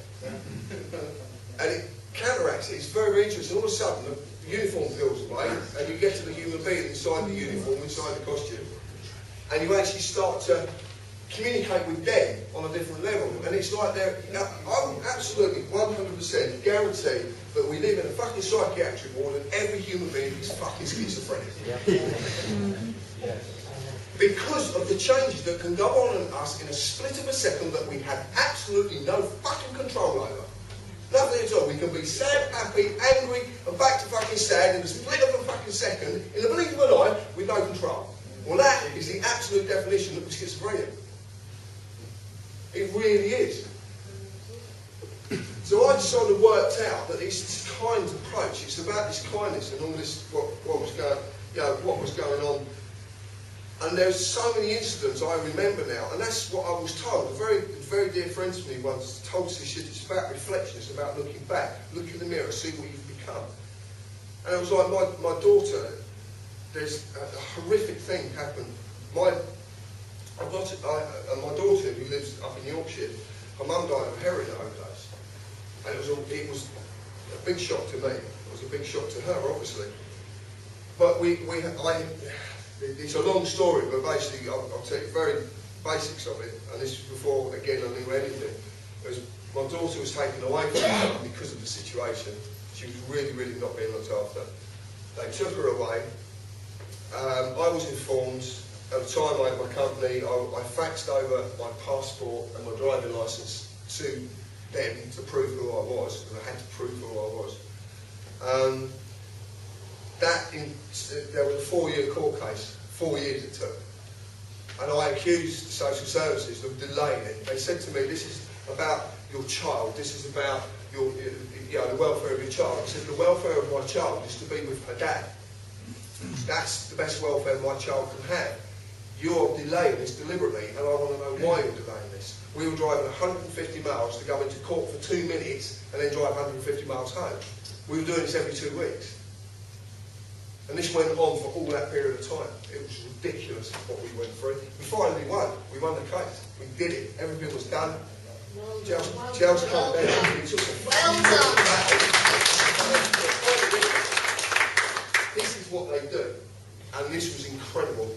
We had my daughter, she was with us for about 6 months. We completely rearranged the house, because obviously we had a girl now coming into a male environment, you know, and the rest of them, they're all boys. You know, so, except my other daughter, but they were all boys that lived. There was Josh and Lee, and there was Jamie at the time. So we're bringing Chelsea. Chelsea's of the age you can't put boys and girls together in the same room. So we've had to literally rearrange top half of the house, which we did. She was having, at the time, her mum was still alive, and she was having these. The mum was coming down every 2 weeks, and they were meeting for the day and then coming back to us. And then what would happen after that? We'd have a week of hell, literally a week of hell. Couldn't work out what the hell. She was brilliant up to that point. See, a month, week of hell. We'd go another week, perfectly right, week of hell. And it was this one off. You know, I know PMT and all that, but come on, let's take the piss. No, you're nasty. Any woman who tells me they're not nasty when they get that bit, I'll tell you what, my missus, she turns into some fucking devil. She really does. And do you know what the worst thing a man can tell? Say, making his comment on it. You do not comment on PMT when a woman is going through it. You do not do it. I'm going to instruct my son on this very clearly. You just agree. Agree and agree. And you can't help it. I know you can't. But you know what? I reckon men go for it as well.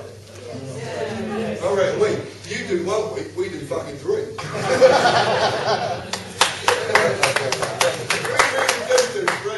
I actually said this to my missus. I said, you know, there's a lot of these people say, you got blokes who've got to get... Shut up! Blokes who've got to get in touch with their feminine side. You must have heard this. This is, they say, oh yeah, blokes have got to get in touch with their feminine side. Gay bit coming out again. Feminine side. I said to my missus, I said, yeah, I don't mind doing it. I just didn't bargain on the fucking period. Well, what happened with this is, there was meetings going on between the social services and Chelsea, and we wasn't aware of what was going on. And one day the social services came to the house and they were talking to Chelsea, and Hev, being the nosy cow she is, went upstairs and listened. She listened through the door. And she came back down and she said, that social worker is asking Chelsea some very, very odd questions. And I said, okay. So anyway, she went to a meeting with her mum. She came back, this is an 8-year-old child, walks in and says, I feel like I'm losing my identity. I'm like, what? Losing my identity? And what it was, she was from the north of England. And obviously we live in the south of England. Obviously, northerners speak different to southerners. The southerners of the world speak, dialects. And what she was saying is that she felt like she was losing her identity, losing the identity of being a northerner because she was living down south, and she would ultimately end up talking like us. Where's this coming from? This is not an 8-year-old child talk. And then the blow was about 2 or 3 weeks after, she suddenly declared she wanted to go home. So I had to sit her down and say, Chelsea, you can't go home. You can't. You're not possible. Your mum, you're never going to be able to go back to your mum's. And she couldn't get it. She couldn't understand it. And I said, well, you can't because of the situation. You're going to end up in foster care. She said, I want to go home. I said, well, if that's what you want, then go. I had to let her go. Because the second she made the application to the social services, because I don't know if you know this, you might not know this, this is very fascinating. If you're involved in a court case with the social services and one child is taken off of a parent, the social services take on the role of a parent. But they take 51%. You only get 49%. So any ultimate decision that's made is made by them at 51%. You don't have a say. So if a child applies to the social services to be taken away from me and taken back home and put in foster care, they will do it. Well, what I realised was they were manipulating her for the last few months for this outcome. This is what they were doing. So we had to go to a court case, and I actually took the 2 social workers to one side.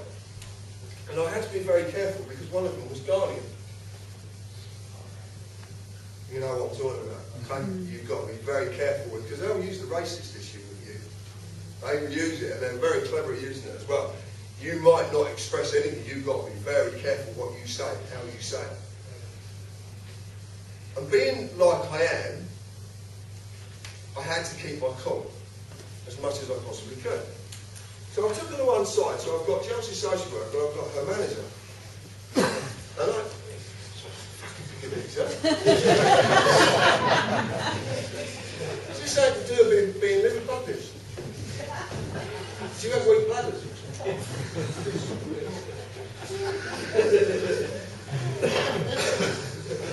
Lucky I like it.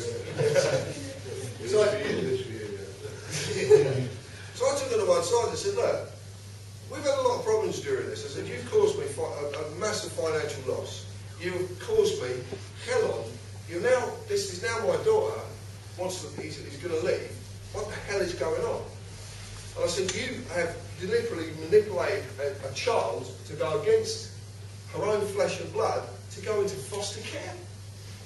I didn't know how much foster carers get. I didn't know the scam at the time. I didn't realise none of this. Because I didn't know. These are the social services. They're meant to be doing the right thing by my child. Shareholder. It's very fascinating. So I basically said, not knowing, you've got to remember, I knew nothing. So I basically said, I've got a problem with this, and I'm going to prosecute you. I'm actually going to privately prosecute the pair of you. I will use every bit of money I've got at my disposal to prosecute you because of what you've done. And the really interesting thing is, because the manager smiled at me and said, you can't. We're immune from prosecution. What? And what she said is, you have to take the social services as a corporation whole, and you can't take an individual. I didn't even know what I was being given. This is an experience, I'm related to experiences.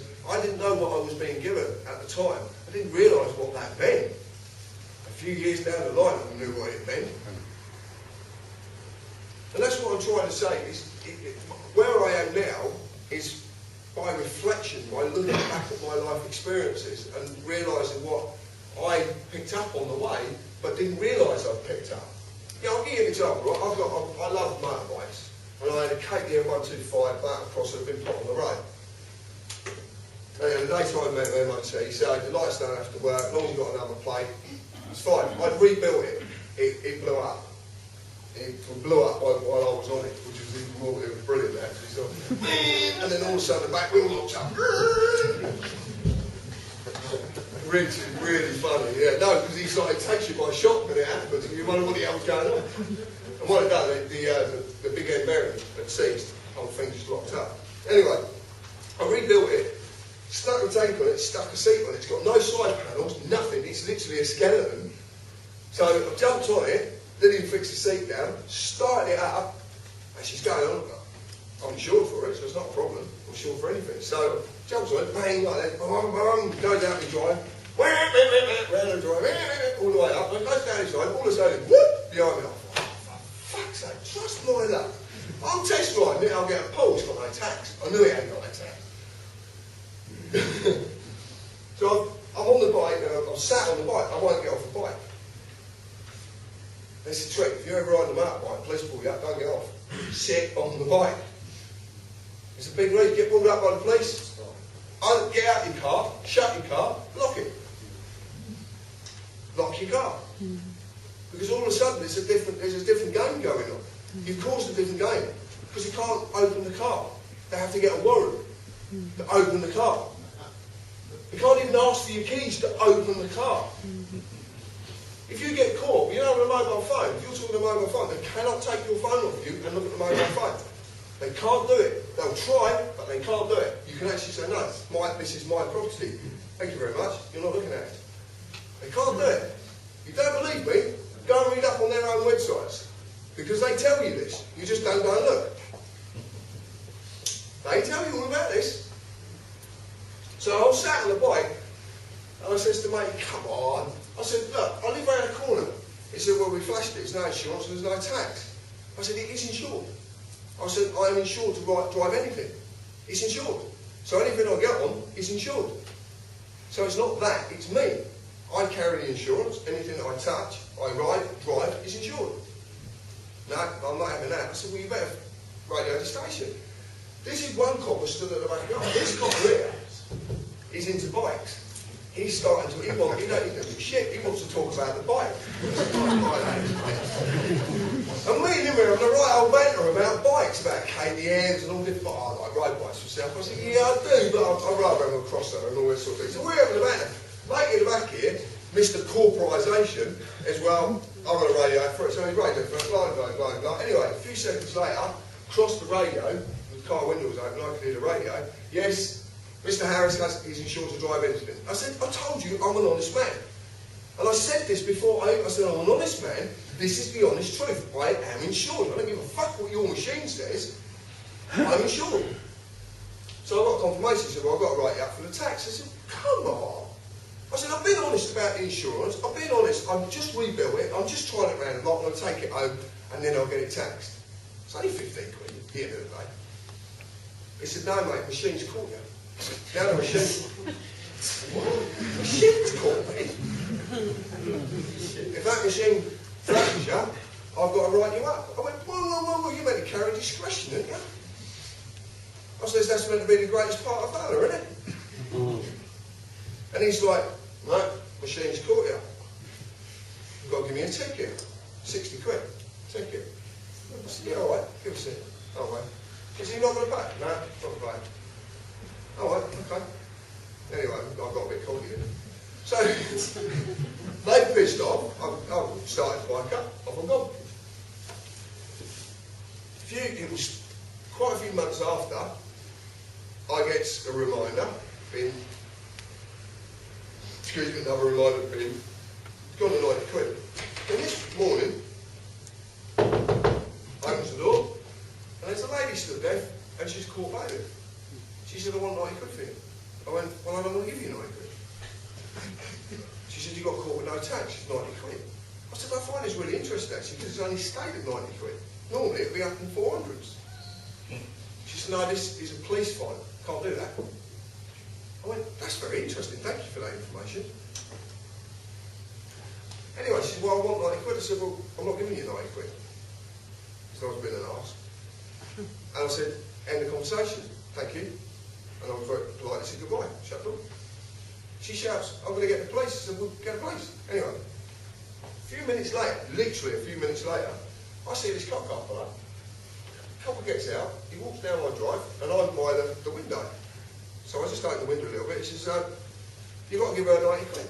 I went, hold on a minute, let's put this into perspective. What were you doing before you got this call? That's none of your business. No, I want to put this into perspective. You have got here quicker. I said, my fucking van got broken. It took you a fucking day to get here. This is about 90 quid. There was 7 grand's worth of fucking tools in that van. Well, didn't want to know. He does. He's an automaton. Completely emotionless. I said, look, mate, this is between me and the court and not you. Oh, no. We've got to enforce this because you were given it by the police. Thank you very much for that bit of information.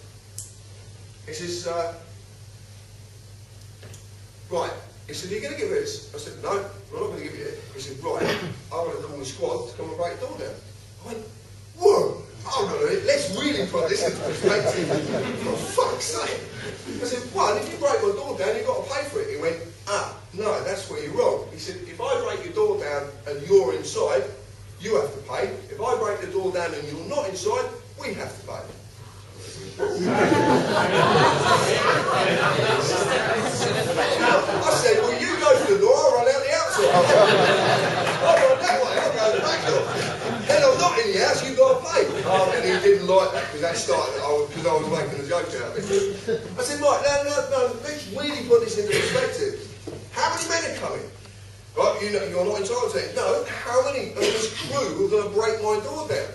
And he wouldn't answer, so I said, well, let's say there's 4. So you've got 4 lots of wages, the vehicle they're coming in, the petrol or the diesel for the vehicle they're coming in, you've got your wages, your partner's wages, the vehicle you come in, you're only going to get 90 quid, you thick cunt! And I nearly started to get vile. Sorry, you don't like that word. But it's not so much interested about that word. You worry more about that word than you do fucking poverty. We are. We're more bothered about this, that word.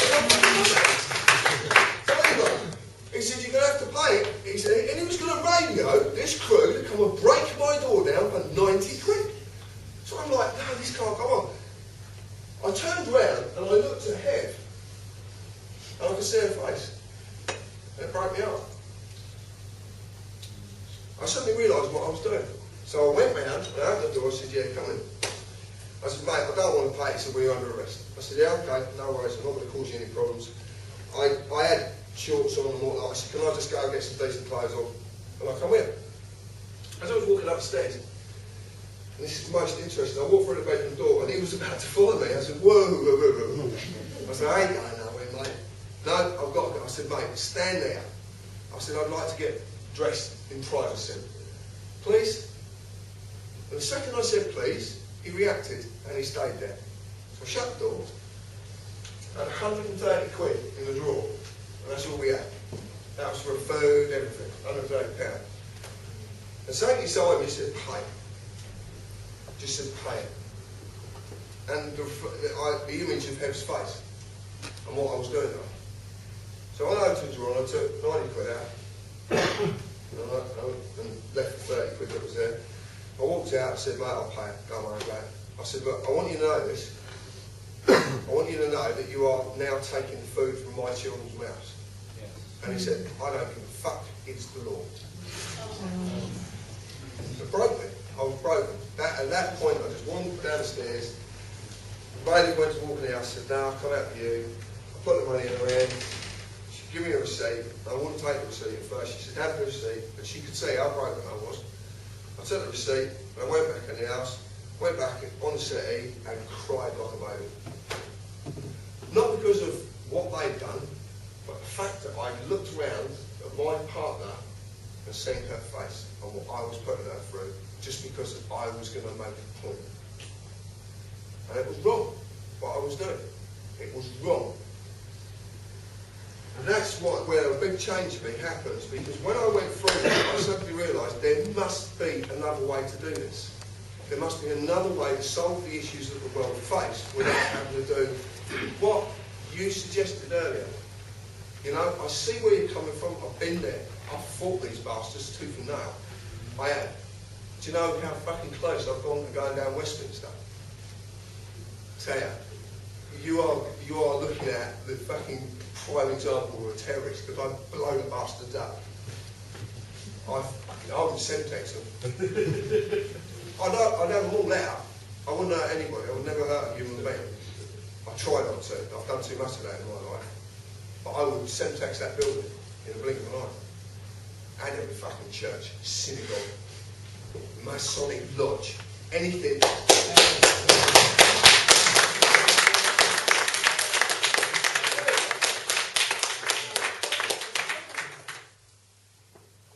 There's a passion in me. That anger that I was explaining earlier, and I saw your reaction about that anger. I was watching your reaction, very, very interested. I was watching everybody's reaction, because you know you've got that anger as well, haven't you? You know how strong it is as well. What I've done is I've guided that into passion. You'll see sometimes, if you see any of the talks that I've done, you'll see sometimes this anger come out of me. And it really does. I will roar like a fucking lion. Because I feel it build up in me. It actually, when I stood on that stack, you know, everyone said, when I cried at Stoke, it was false, it was palm. I can promise you it wasn't. Because when I look out there, and I look and I realise what the world is like and what humanity does to itself every single day, and passionately, I want to cry. I don't actually want to be here. I don't want to be part of it. I don't. And I've tried to remove myself from this world as long as you could possibly imagine. I've took enough tablets in my life to kill a fucking elephant. Because I don't want to be able to bowl, fucking string a rope up and name myself. I ain't got a bottle to jump fucking, but I ain't got a bottle to do it. So I'll take what everyone needs as a couch way out. The cliff's round here at Blackwood. Hey? The cliff's round here at Blackwood. Yeah. I'm away from that now. You don't need to do that. No, I'm away from it. I needed to go through it though, because I needed to experience the selfishness of it as well. I needed to experience the selfishness, looking at my family and then feeling the way I was and allowing my family to bring me back to it. I'll tell you what, if you want to talk about a long-suffering partner, we haven't been together for 15 years, she's put up with at least 5 times that I've cheated on her. She has sat by a hospital bed while I was in a coma because of what I did to myself. And that was about 10 years ago. You'd be amazed at the stuff I've been through and amazed at what I've done to other human beings to get to where I am now. It's absolutely incredible. If you knew me 20 years ago to you knew me now, you'd say, definitely ain't me. I was the epitome of a fucking arsehole. I was a liar, a cheat, anything. I've done things that most of you would not even imagine doing. Very, very interesting.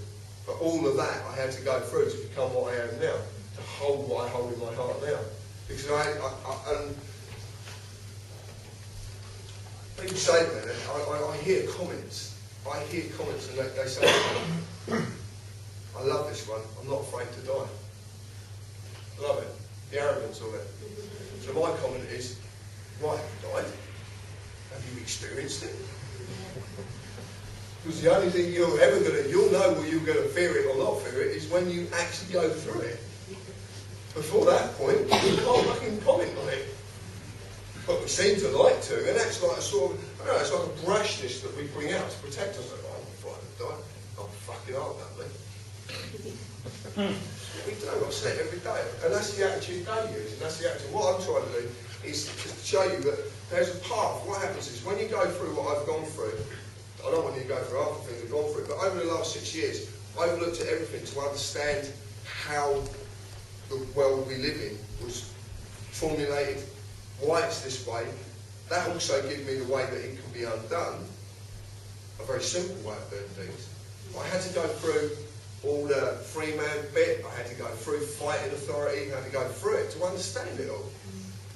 I had to know how far they will go, how far they will breach the rules to get what they want. How far they will turn the rules around on themselves so the rules suit them again if you found the way through. I had to do all of this to understand it, because if I don't do it, I don't understand it, I haven't got a right to talk about it. Because otherwise it's speculation. What I'm going to talk about in the last part of this, which is really probably the last thing I ever say live at this moment in time, is speculation, a lot of it. But I need to say it. I need to commit internet suicide. I can't do it in real life, so I'm going to fucking do it on the internet. So what gave you the drive to the first? Do you know, I don't know. I tried to work it. I don't, I've been asked this so many times. I don't know. I remember the key part for me was I was working on a roof. I was cutting a roof down a big job we were doing at Hammersmith Langley. And one of the lads went to university, and we got to know the family quite well. We were there a long time. We built a big lump on the side of their house, and they had a lovely hand-cut roof. And what we built, the extension, there was a fly-net roof. With anyone who's a carpenter, the more complex the roof, the more fun it is, because it gives you something to get your teeth into. And hand-pitched roofs are a thing of the past. The tradesmen don't do it anymore. It's not done. They just buy fucking roofs off lorries and just plonk them on with a crane. We're given 4 walls, or 5 walls, or 6 walls. The plate goes on top of it, which is bedded down. You get a bedded plate, then there's a pile of timber. And you literally shift the timber up a scaffold and build the roof.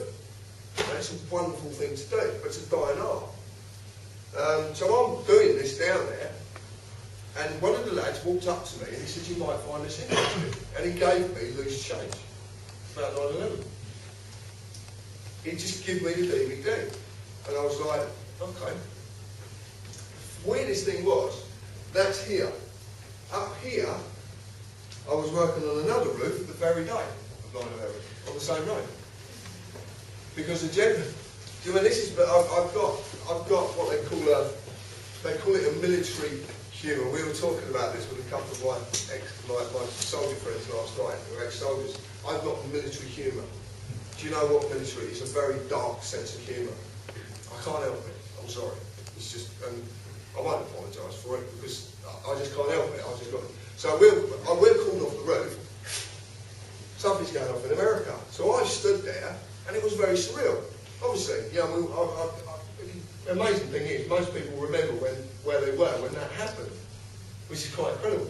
I'm watching it on the television, and when we've come down, first plane's gone in, and the second plane just gone. So we're like, we haven't seen the first part of it, we just see the building on fire. And then obviously, down one comes, down the other one comes. And I'm like, what's going on? Shaking my head like.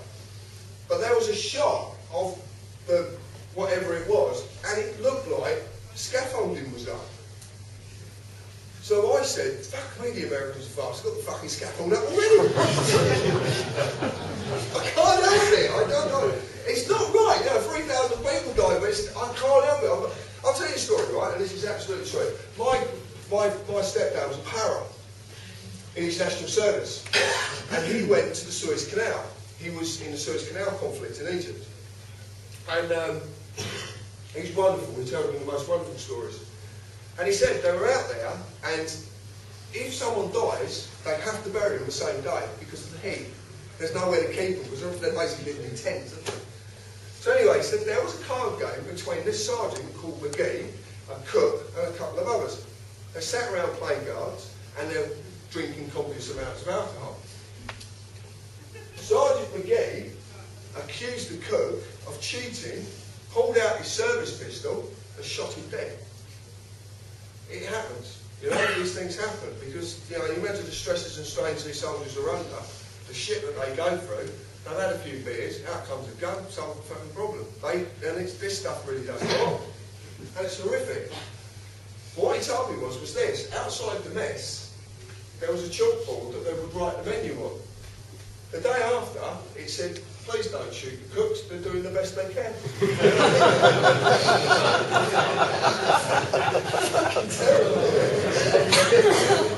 But that's their sense of humour. And do you know why that sense of humour exists?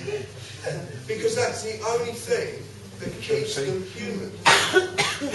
Because if they haven't got that sense of humour, they disappear into the darkness of the machine they've been made into.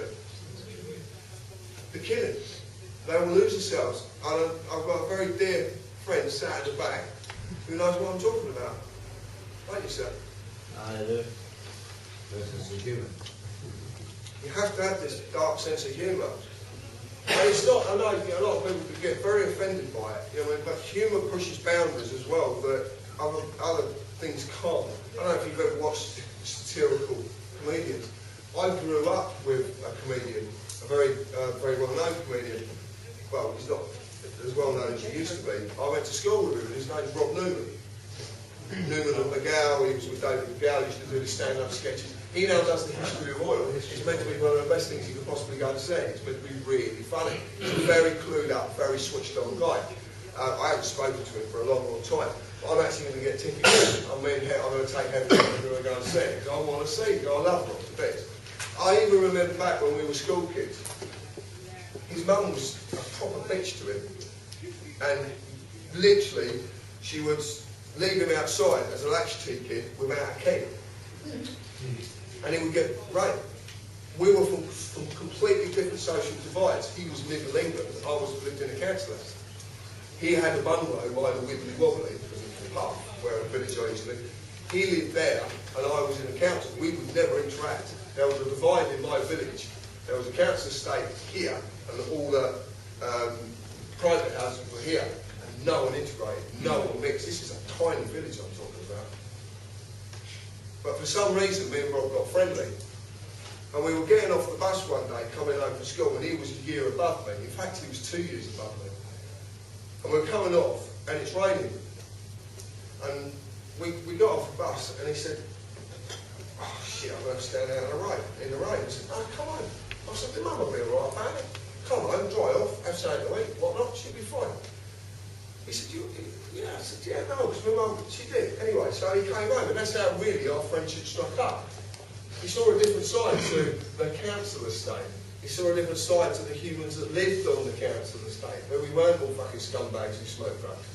You know, or cannabis, or whatever. Cannabis is not a drug, by the way. No. Not a drug. Drug is defined by chemical compounds created in a laboratory. Hemp is fucking grown. So, if anyone says you're a drug user because you smoke cannabis, yeah, exactly. Yeah, very well done. Very well done. You've got a good art at that, haven't you? Yeah, very good. No, so this is, like I said, you know, what I'm getting at is this. My advice to anyone is don't piss around with the police for whatever reason. And I'll tell you why. Only from my own experiences I'm talking to, because they will do anything they want to do to you, and there is nothing you can do to stop them. Seriously. If you are taken to a police cell, if you're taken into a police station, there is no one there to protect you. No one. No one's there to protect you whatsoever. Really interesting. Hardcore zero. I really do, because when I do talks, like I said, it's a very interesting thing to do.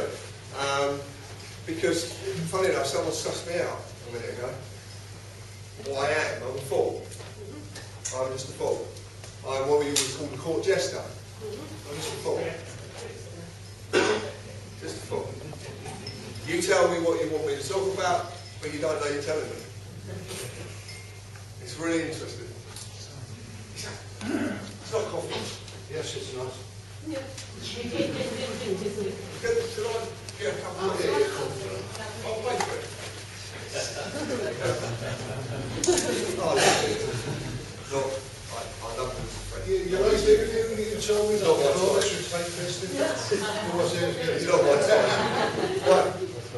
No, what I've done, I always find it very interesting because it's the last group that are left that are the most important. It's always the last group that are left in any talk, the core that gets left at the ones who have gone. Yeah.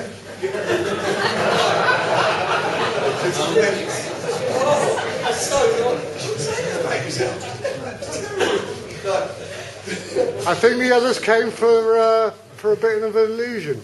That was it. What they want is they want to know how to get off of stuff and bits and pieces like that. You know, and I've had a joke with all the audiences right across. What I do is I put Nigeria.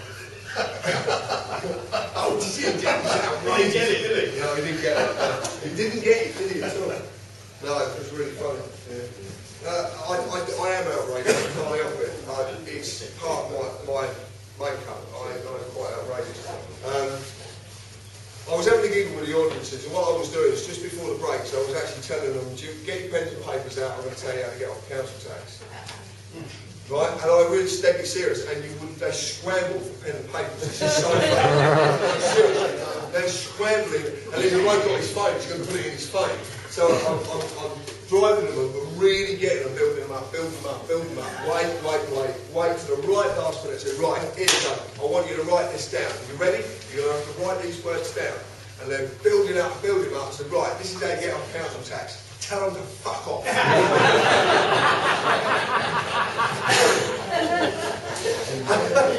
The faces, because they've gone through, they've just gone through this manic thing. We were going to talk in Liverpool, which Dave and my friend here were involved in. And we were in this freezing cold church. And 3 of my friends were sat in the back who knew this was coming. They knew this was coming. And there's this gentleman sat at the back and his wife. So they're overhearing the conversation. And he's going to his wife, where's the pen? Where's the pen? Where's your book? Come on, we've got to write this down. Where's the pen? Where's the pen? So I deliver the punchline and he absolutely splits his sides. He finds it absolutely hilarious. And all of a sudden, all that distraction, thanks mate, all that distraction that I've offered by saying it, he suddenly starts laughing and none of it means anything anymore. No, there was a bloke, I was talking about religions, and he started to talk to me about Buddhism. Who was it learning? Do you remember this? Transcendental, what was it? So he's talking to me, and I'm trying to be as polite as I can and answer his questions, but I don't actually know what he's talking about, which is really bothering. So I'm standing there trying to be polite, you'll remember. I was standing there, and I said in the end, I went, mate, can you do me a favour and actually explain that to someone who actually knows what the fuck you're talking about? And it's outrageous to say something like that. The audience exploded in a roar of laughter, but so did he. Isn't it funny that you could say something so outrageous, but they actually find it funny themselves? And I was actually being honest. I didn't know what he was talking about. And there's a lot of subjects presented to me when I come and do talks that I don't know what you're talking about. Because I'm simple. And if you deliver these really intelligent things, you fox me. I haven't got a clue what you're talking about. I really don't. There's two sides to me. There's two parts of my story. And this is why I wanted to come home to tell my story. I'm going to tell you a story tonight that is ludicrous. It is a fantasy. It's even a fairy tale, if you want to call it. It really is. But I'm going to tell you it anyway. And for those of you who want to stick it on the internet, stick it on the internet. I want you to do it, because you will do what I want to happen, and it's called internet suicide. I'm going to make myself look a laughing stock. I'm going to act the proper form. But I'm doing it for a very specific reason. Very specific. But leading up to it, I need to explain a few things. So there's two sides to me. There's this very rebellious side of me that has gone through a path for 6 years to discover the things that I've discovered, and then ultimately came out with a conclusion. And that conclusion was, I am a slave. And there is nothing I can do about it. That's the conclusion I came to. And if you've got a different conclusion, that's your conclusion. You know, opinions are like arseholes. We've all got one. But it's true, we have all got one. But when the second that I accepted that fact, I saw the answer. But that answer involves my story. And that's what I needed to tie together, because there was two things. I've got this very factual thing going on, and then I've got a mate, a very dear friend who's a researcher, who's investigating me and my family. I've got some very special friends who seem to be incredibly right about things, and I don't know how the hell they know these things. I am so privileged to have the friends that I have and make the friends that I do. I was a loner all my life, and I was very frightened of the world, because my dad, up to 7 years old, loved me, and he was my world, and I only knew kindness. I didn't know anything else. I knew love and benevolence and all the wonderful things we're capable of. Then at 7 years old, he left. He died. My world collapsed. Because I suddenly realised that human beings aren't quite like that. Not all of them. Some of them are really nasty. If you've ever looked closely to me, you'll see that I've got a load of scars on my arm. This is what we call self-harming. I mean, no one can ever know this because you've never looked close enough, but you actually see, if you look in the light, you can see there's a load of scars down there, there's loads of scars here, there's scars all over the place. Because what I found is, that if you harm yourself, human beings are kind. And I was craving the kindness that I used to know as a child. I couldn't find it. So I would hurt myself, and the nurses that used to treat me, and the nurses, they were absolutely wonderful. They were beautiful, beautiful human beings, because the kindness they showed me, even though I deliberately hurt myself, I deliberately carved my arms up, this arm in particular, just to get that kindness. And everyone says it's an escape and a release, and I've talked to other patients and other people about self-harm, and I've tried to explain my perspective on it, but it's not a cry for help, you're just craving kindness. You're craving what human beings are capable of. And I find that exceptional, because I went to some extremes, some real extremes, to go through, to discover what I discovered. So my story is twofold. There's two parts of it. There's a very literal thing that's going on, and there's a literally storybook going on. That is madness, absolute madness. We recently know that the Pope has resigned, actually tonight. He's resigned, so, you know, and there's a lot of talking about court cases and all this sort of stuff. But I don't actually see the reason the Pope has resigned is the result of court cases or anything like that, because you are taking the very people who make the law to their own courts. That doesn't work. I actually said that once in the BBC talk I did down in London called Undermining Democracy, and they were telling me they're creating this legal fund, and they're going to take the government to court, and I actually said, well, what fucking court are you going to take them to that they don't know? Because they know them all. So it's a bit ridiculous. So, like I said, my life is completely two-part. Pope resigns. It's what happened a day before the Pope resigned that is the most interesting aspect to me. Is the fact that 400 Knights Templar marched into the Vatican and sacked the Pope. Because that's what they did. They sacked him. Obviously he's allowed to resign, so they say his face, but he was sacked. That was a demonstration of power. If you have the ability or the power to sack a Pope, there is no one you can't sack. Now, hold that thought. Hold that thought. The Roman Catholic Church have been following a blueprint that was wrote by an Irish saint called the Prophecy of Malachi. Prophecies are not, they're blueprints. They follow prophecies as a blueprint. So they'll prophesy something and then do exactly what has been prophesied to make the prophecy fulfilled. It's called self-fulfilling prophecies. So the prophecy of Malachi talks about 112 popes.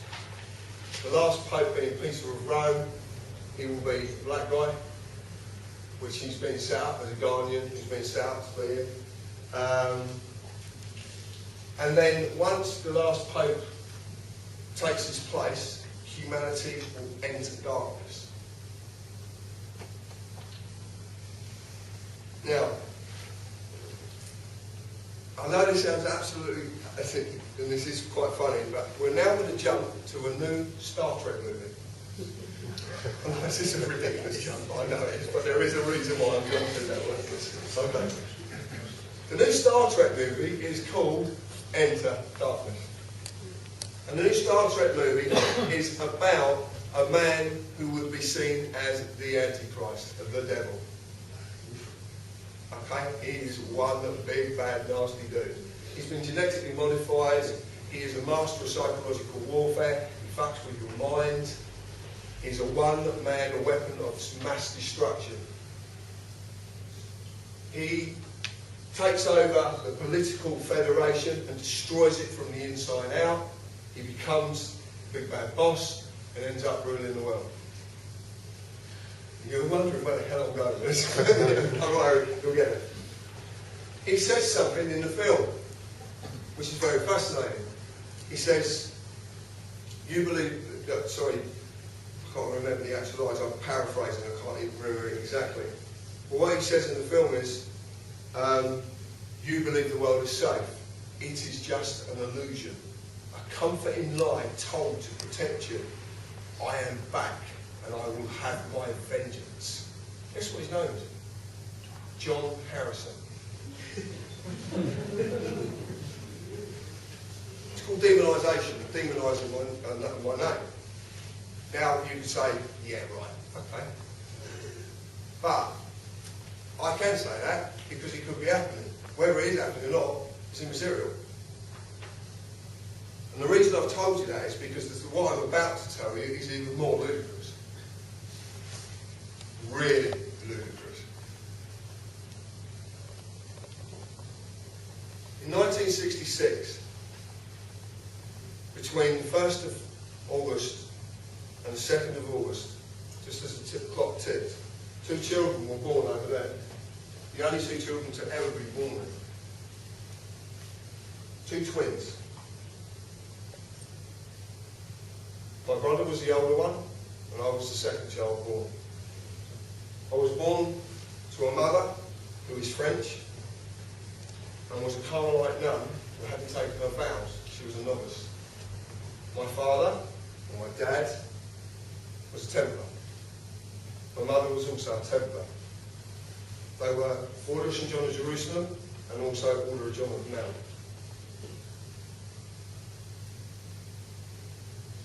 We were taken from there 2 days after we were born. I was given to a lady in Hertfordshire. My brother was given to a family in Clerkenwell.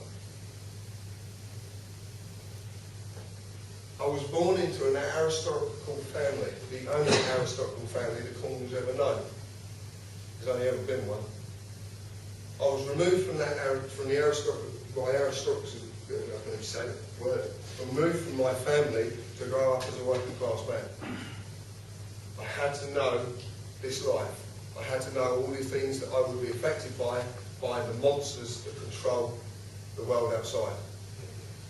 So I had to appreciate, because if you're born into pomp and circumstance with a silver spoon in your mouth, you can never realise this, the same as you can't realise their lives, because it's about experience. You have to experience it to become it. You can empathise with a drug user, someone who's addicted to class A drugs, but you'll never understand what it is to be a drug addict until such time as you become one. Same as alcohol, same as any affliction. You have to experience it to understand it. The family that I was born into is obviously the Harris family. The Harris family, my family home, is a place which still exists to this day called Wilpedder, up the steeple, just outside Carvis Bay. So if you go through Carvis Bay, there's a little lane, it's called Steeple Lane. If you go up there, there's a slate house on the right hand side called Wilpedder. Most of the houses in Cornwall were named after the mines. Wilpedder was named after the mine. When my dad died, I was 7 years old, my dad was 62. My granddad, who worked for the Consolidated Mines as an accountant, was born in 1866, 100 years before me. My uncle died of the effects of being gassed in the First World War, in the trenches in France in 1929. My uncle and my granddad both served in the First World War. My dad was born in 1911, and there was quite a few members of them.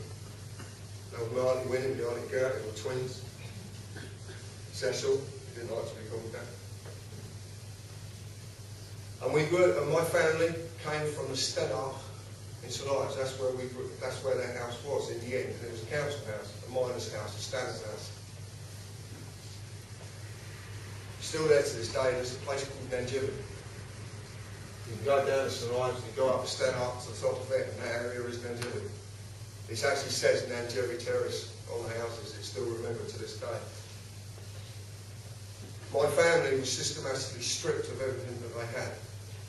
And the memory of what they were was taken away because of something that happened a long, long time ago. In fact, 2,000 years ago. About a story that's not been told properly. But many Cornish remember this story from their ancestors. They'll remember it. And the story is on my side, and it's called the alternative story of Jesus. About two brothers. And my story involves something that is very simple, where one brother overhears what's going on, and here's the creation of Christianity, and what it's really being created to do. A control system that is going to control, in the end, will control practically the known world. Because it will extend into other religions, and extend into other religions. So in the end, 3/4 of the world population, or nearly a good percentage of all the world's population, are caught up in some form of belief system that points back to one place. He didn't like what he was hearing, so he left, and he came here, up onto there. And he was taken from there, and the 200 that surrounded him, up on that hillside up there, and he's apt that I tell you this story tonight, and then lights are off on that place. It is a promise. Pardon? It is a promise. So up on that hillside, 200 men, women and children, majority were women and children, were murdered. They were massacred because they wanted to be near this man. Because of the truth he was telling. He was talking of truth.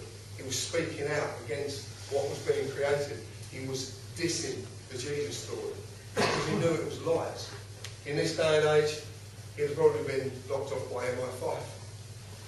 Because that's generally what they do. The story is, I was born on that island, and taken away from that island, and had to live the life I've led to be able to do the job that I'm about to do. Because my job is to create a world of equality. My job is to create a world where we all live equally, where we take from the rich, we give back to the poor, and we create equal balance. This story is so involved, there is so much about this story, but what I'm trying to demonstrate is I could never work out how the hell any of this would be possible until I saw the Templar sack a Pope. And then I realised if they can sack a Pope, they can sack anybody. And there is only one position that actually needs to be sacked, and that's the Queen. She needs to be sacked because she hasn't done the job.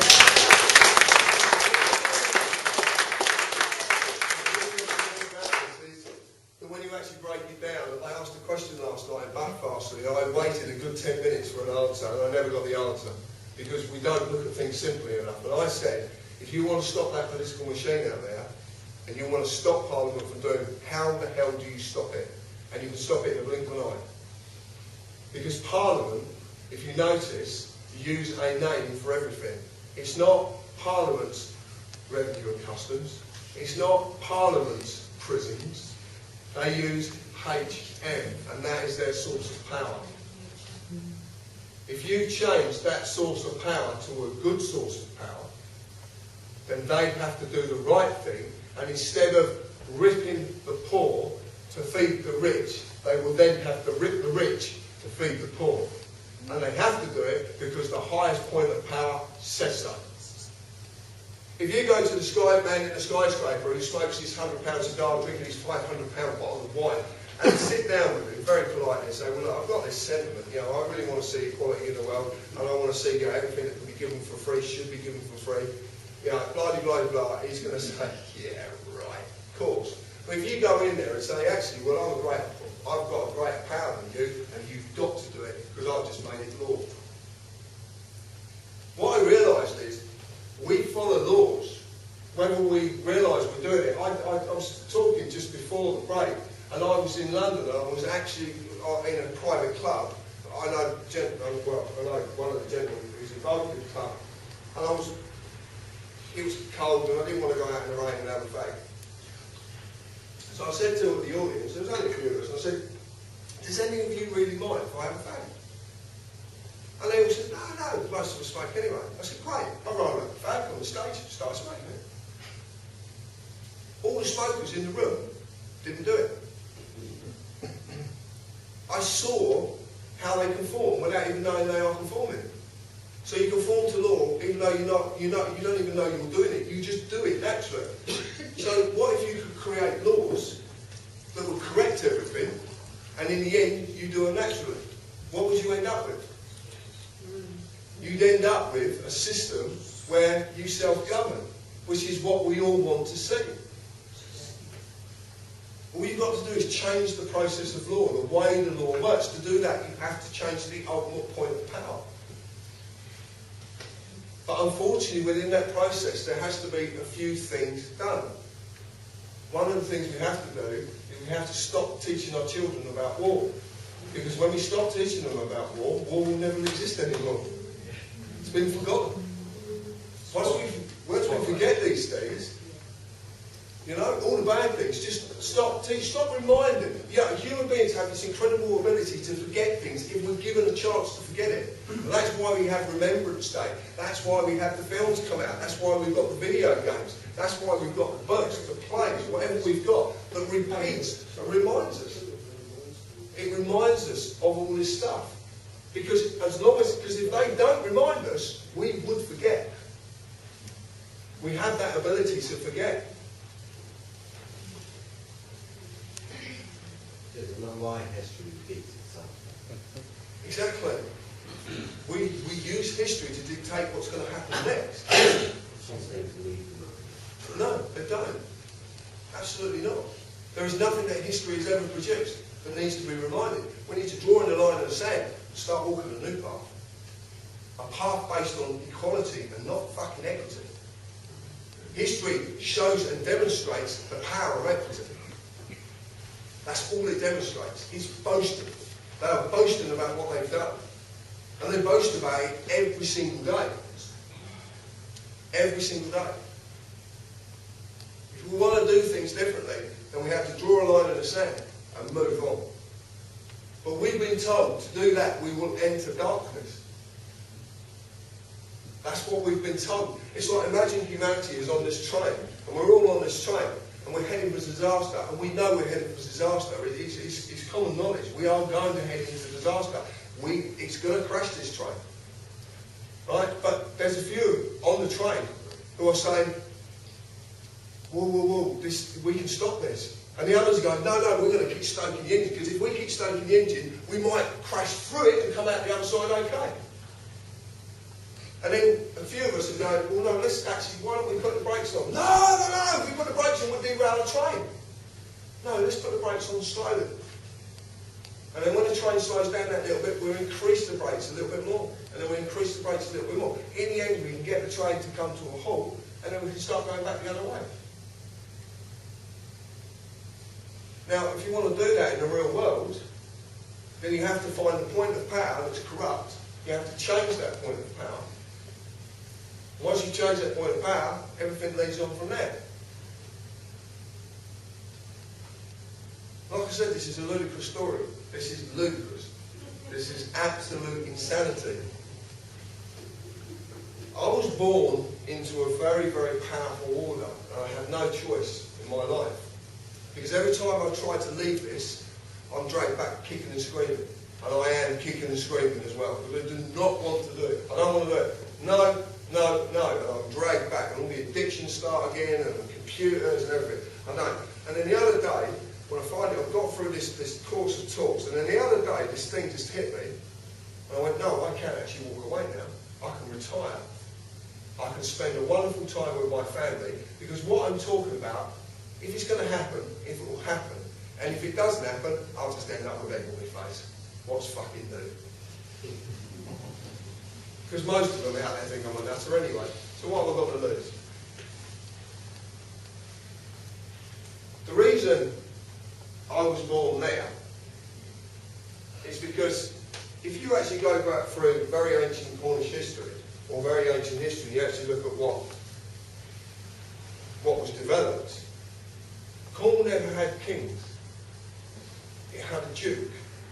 That's why it still has a duke today. A corrupt one. A stolen title from the Cornish people. And this duke was the servant of the people. He wasn't their ruler, because he didn't have to be, because of the way he allowed things to be. Everything that could be given for free was given for free. Everything. This concept can be seen in a number of places across the world, and that has just been destroyed. One again in Libya, again been destroyed because of the processes that a benign dictator was using to make sure his people got everything they possibly could. And they destroy it because it's not a democracy machine. It doesn't rely on religion and education and law. It's not the machine. It's not the Holy Ghost. It's not. It's just the whole thing. Now, if you take the processes, how would you like to have free public transport? But you can. How would you like to live in your houses free of charge? How would you like to wake up tomorrow morning and no matter what house you live in, it's yours? It's yours. There's no mortgage. No council owns it. It becomes yours. Instantly. There's no debt on it. No one can ever take it from you either. You go out and you want to go somewhere and there's a bus. And you can jump on the bus and you can go on a bus. Right, let's say, for argument's sake, someone comes along and says, well look, you know this road tax lot? Well, we're actually going to stop corrupt people building our roads and earning fortunes off of building our roads, and we'll actually do it sensibly, and it actually equates to about £2 a week. Would you pay that £2? What if it come along and said, well actually this income tax lot, we actually only need like £3 of you? Would you pay that £3? You know, the health service. You take all the corrupt managers out of the health service and then you stick matrons back on wards to make sure the wards are clean. And you allow the nurses to actually do their jobs properly instead of filling out fucking paperwork. They spend 3 minutes with a patient, 10 minutes filling out paperwork. That's a bit backwards to me. Exactly. Right, but what if someone come along and says, no, you can actually do your job properly? Exactly. Exactly. And the nurse is given the time to spend with the patient who is in pain, who is feeling they need comforting. That's what the nurse is there for, not just to treat their illness, but to comfort them and help them through this transition that the illness is going to create in them. But if you take away all the corruption, all the bureaucrats, all the bureaucratic rubbish, and you actually look at this in reality, you can have this. But you have to change that point of power for it to happen. Because while that exists, as it is, they exist as they are, and they will only do what they are doing. They will never change until someone comes along and says, you have to do it, because that's the law. And if they don't want to do it, they're sacked, and one of you takes their place. Why don't, if you need a police force, because you need peacekeepers, because not everybody wants to play by the rules, but you should be picking your police from people you know and trust, who you know are honest and honourable. Not having forced upon you that our corporate employees are basically a private political army to protect the aristocracy and the political machine. But you can have all this. And the point is, what I'm trying to say to you is, you are going to get this. It is going to happen. Now you can laugh at me, you can call me a liar, you can call me whatever you want, because it doesn't matter. Because I am willing to stand here, this moment, right now, in my home, literally moments from where I was born, and actually say to you, this is going to happen. I'm going to go out on a limb and tell you this is going to happen. Because I'm telling you what, by the end of this year, I will be the King of England. Wow.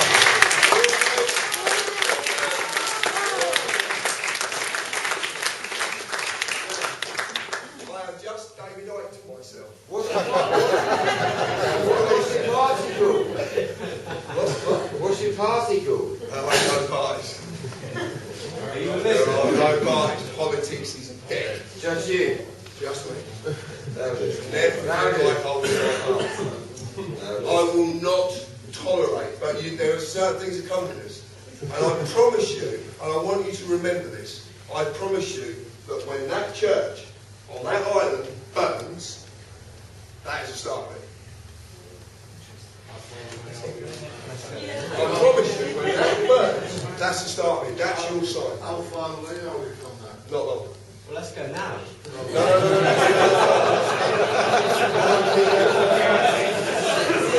I always imagine this. I'm doing a talk, and all of a sudden everybody's going, "Ah!"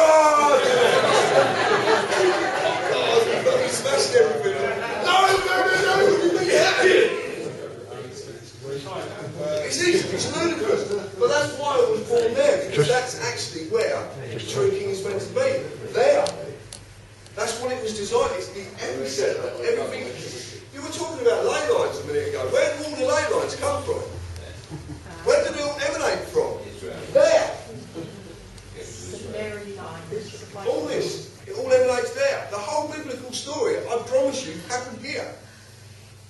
It happened here. This is what William Blake was ostracised for, because he was hinting at it. This is why they demonised John Dee. This is why they demonised Alistair Crowley. They were all talking about this stuff, and it's not allowed to be talked about. You're not allowed to talk about this stuff. They've made Alistair Crowley out to be the beast himself. Well, I'm afraid they got it wrong, because I'm the fucking beast. I am the Antichrist, because I will fucking destroy everything that was made and created in fucking Christ's name. I will destroy it. Because once that is eradicated from this planet, once it's gone, it will never, ever manifest again. Because that is the only thing that keeps you living as you should be living. Because it is the first ever corporation, it's the most powerful corporation, but an order of ordinary men and women decided to get together and stop it. And they've been doing this in the background for a long, long time. A long time. John, just say it happened and like you took over England, what would happen to the Scottish people? Are you allowed to come? This is interesting. What would happen to... What I would do is, I'll tell you what I'll do. This is what I'll do. I'm going to take away the Welsh border. I'm going to take away the Scottish border. Ireland can be on its own anyway, because we should have fuck all to do with it. Right? Take away the Cornish border. I'm not being... No, I'll take away the Cornish border. Oh. Listen. I love it. Right? It's not too far. Step in the right direction. Yeah. And I will create the People's United Community in real life. An island of people united. No division through legal definitions of land. No division. We are one people of an island. It's about fucking time we realised it. They call it the political map, and it's got to go. We can't deny this fact. We've been segregated. I go to Wales, and I go and talk in Wales and say, right, first thing I want to say to you is, Edward I's come up here and he give you a good fucking. I had nothing to do with it, so don't fucking hold it against me. It was 900 years ago. Nothing to do with me, so don't hold it against me. It's ridiculous. The English go and do what they do to William Wallace. I wasn't involved in it, so don't fucking blame me for it. It's ridiculous, these fucking things we hold on to. The past. History. War. Look what it holds. It creates division. That division is held to this day. You've just proved that by that comment. Them comments. Hello. Oh no, I didn't mean it like that. I wasn't being... Go. That's all. Just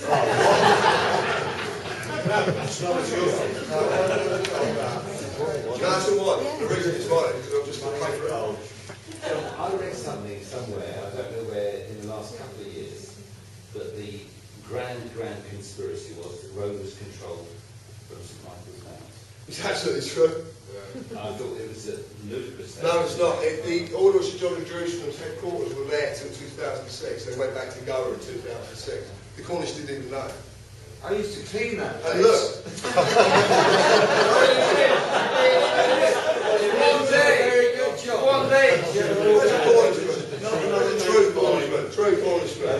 Right. What's happened to this place? What's happened to Cornwall over thousands of years?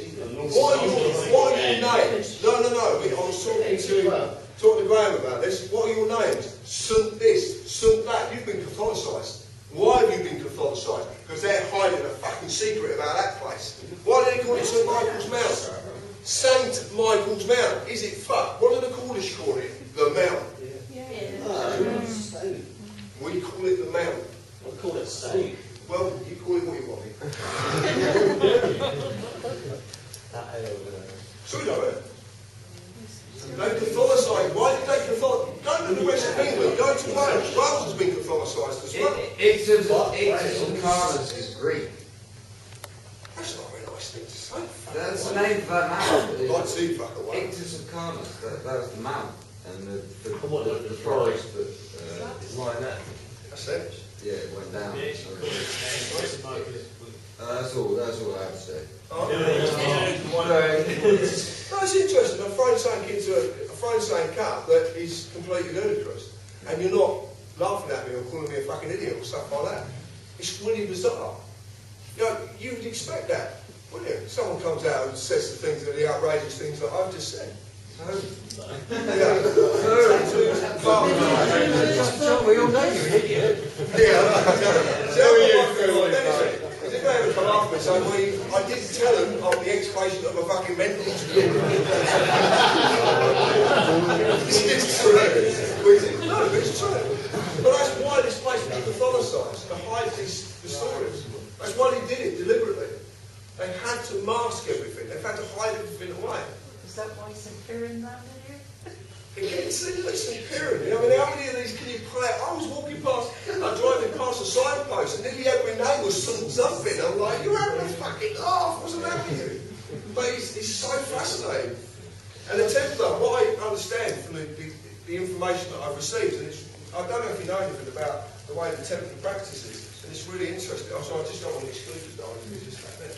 You probably do want to be excluded right at this minute. The point is, the Templars created banking, they created usury, they created credit systems, they created accounting.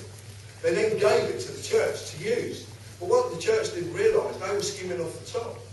You don't create a system and not with the process of you being able to skim off the top. So what the world population of gold and monetary, because you don't ever put the monetary side into it, because the monetary side is all false. All bits of papers are just fucking little bits of metal with gold in your pocket, and the other bits are neutrons on screens. What really holds value is gold. Gold is the key thing.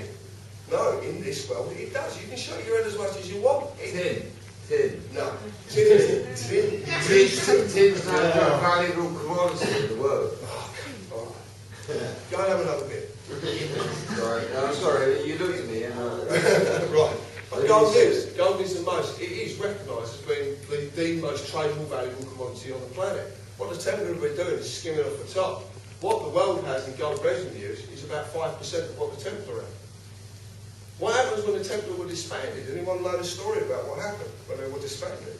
They were outlaws, weren't they? And they became pirates. That's where the word This is pirate. Skull and crossbones. Skull and crossbones is a sign of a master mason. Double skull and crossbones is a Templar. But the Templar, would you know where the Templar, how they came about? They were just normal, everyday tradesmen and working men. And they controlled the world's money because they had to check it for them. Exactly. And that's where you get the chance for the check it. What happens is they've got all this money, but now that is going to be brought back. You've all heard about New World Order, haven't you? Yeah. Right, okay, well it's not a bad thing, it's actually a very good thing. Now you're really going to find this puzzling, but there will be a one world currency, just one currency. It's coming, definitely coming, and there will be sort of a one world government. Because you don't realise how many countries this place controls. We control 3/4 of the world's population. But the Rothschilds control the money in this country. Do they fuck? Do they fuck? They're puppets in a fucking chain who spend 20 hours a fucking day protecting their wealth. Because they're frightened some fucker's going to take it away from them. How do I know that? Because I've had dinner with one. Who paid? This is what they do. I like it. No, they made the dinner actually, which is even more fascinating. But they do. They spend 20 hours a day. They're nothing. They're puppets in a chain. They seriously are nothing. They were given. My partner's family came from, were given a part of Buckinghamshire for helping William the Conqueror conquer England. Her name is Fawkes, which is a derivative of Fawkes.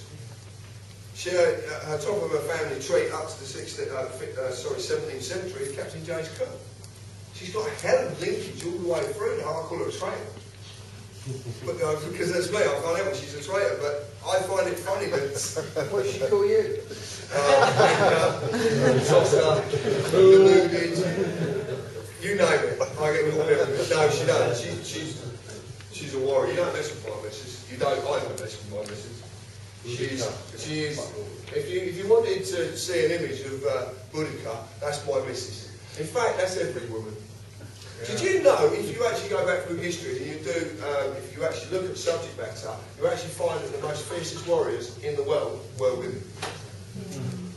They were women. Absolutely incredible. You are one vicious breed when you really want to get going. I wasn't.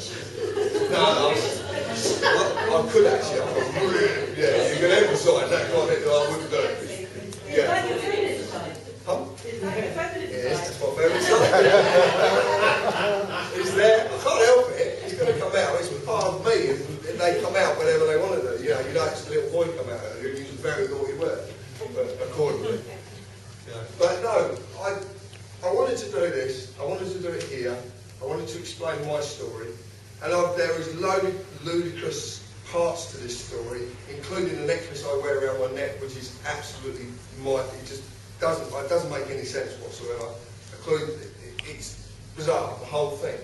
But ultimately, it's led me to this conclusion. And the thing is, I made an oath. And I don't know why I'm making an oath too, because I don't do all the entity bit, and I don't do all the gods and devils and all that. Because to me, the whole process that's going on is within us both. Anyway, we've all got good and bad. It's like a battle, it's an internal battle. So that's why it's just like sort of an allegory of that. But I came to this conclusion, and I stood in my garden one night, and I was just having a fag, and I stood up, and I just said, I don't know what the fuck you are, I don't know where you are, but look, whatever you need me to do, just show me how to do it. Whatever it is, just do it. I'll go along with it. I'll surrender. And I just surrendered, I just go along with it. And I've had communications in the bath as well. You know, I lay in the bath, and I might be having a bad day, and I'll just look out, and I'll say, your name, fucking cunt, fuck off, leave me alone. I don't know what the fuck I'm talking to. It makes me feel better. I do it. It is the sign of complete insanity. But if you're going to measure my sanity against the world we live in, I'm fucking sane. I am sane because that is insanity. And I promise you this as well. If you actually break this down, there is no intelligent being ever is going to live like that. That is not intelligence. That is stupidity. That is stupidity. But we all still do it. And I'm willing to say what I've said tonight, retire tonight from the internet, from all of this, allow this to go across the net. I don't give a shit. Put it on your Facebook, do what you fucking want with it. Make the laughing story of it. You're only going to help me if you do. Seriously, you're really going to help me. What I've done tonight is a very, very clever piece of marketing. You will realise it. You will realise this. You've just got to realise how to do marketing. I know it sounds bizarre. It is. It's just marketing. But I've suggested something, and I'm willing to stand back and let it happen. If it doesn't, it doesn't. But if what we've seen and the way that things have moved on and the things that we've predicted are going to happen, the fact that they have happened because we're watching these reoccurring things, and the fact that all the information goes back to my family, that place, Cornwall itself. And I'm not going to say that Cornwall is different to anywhere else because I actually drive, funny enough, I drove down the A38 and I want to drive a motorbike. I want to ride a motorbike down the A38. What a road to ride a motorbike. Oh, I loved it. It's in the morning sweeping. But you sweep down this big hill, and as you come around this hill, you've got this massive hillside on your right-hand side full of pine trees. You've got this side here, it's all got pine trees. You could be in Wales, you could be in Scotland. It's exactly the same. Forestry Commissioner. Yeah. But if you drive around this island, if you've had the pleasure to drive around this island, you will see remarkable resemblances. So if the places resemble each other, why can't the people? It's really simple, isn't it? It is really simple. Now, I've made a complete dick of myself, right? I'm willing to do this. Thank you so much for giving me the opportunity to do this. I'm so grateful for you, really am. Thank you for coming to see me. Thank you for supporting my family for paying to get in, because that's what you really are doing. And I thank you again for that. And maybe one day, this will happen again, but under slightly different circumstances. Because I guarantee you, if what is to happen, then you're all invited.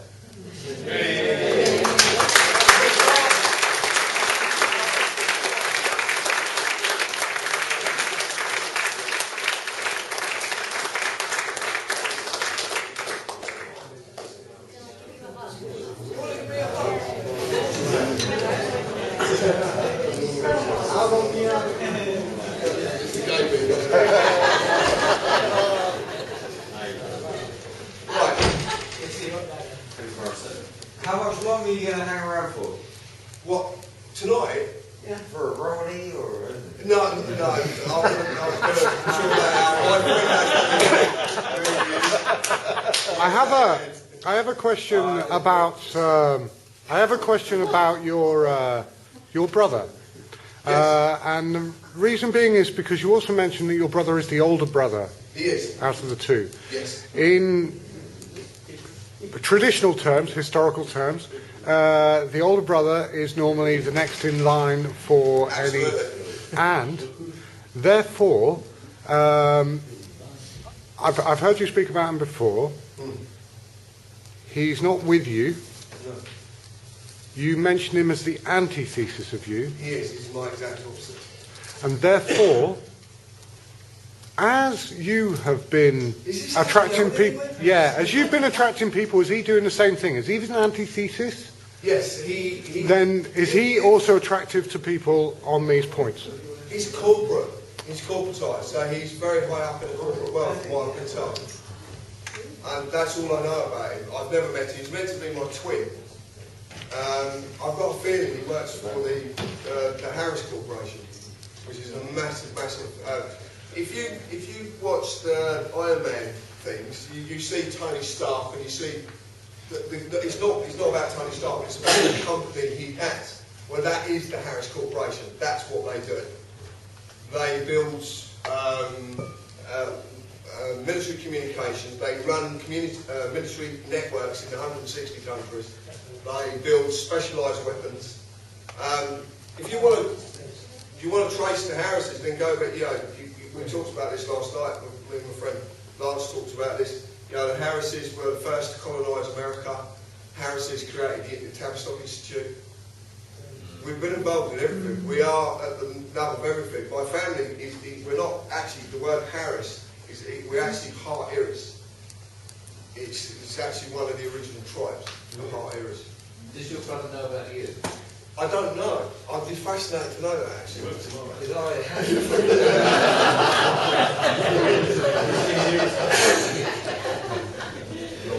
I'm looking at diaries on the telly. Oh, you're joking! I don't know a great deal about it. All I know is that he'll see sense. He'll see sense. He will, in the end. Is it significant that that's called Marazane? Yeah, because it's... I believe it means Marazane. Marazine is the mother of John. It's just they've corrupted the Z's. So really, Penzance should be Penzance, not Penzance. It's been corrupted. They've added a load of Z's in where there should be S's. That's Marazine. If you look at Marazine as a word, it will say Market Jew. If you look at Marazine, it means mother of John.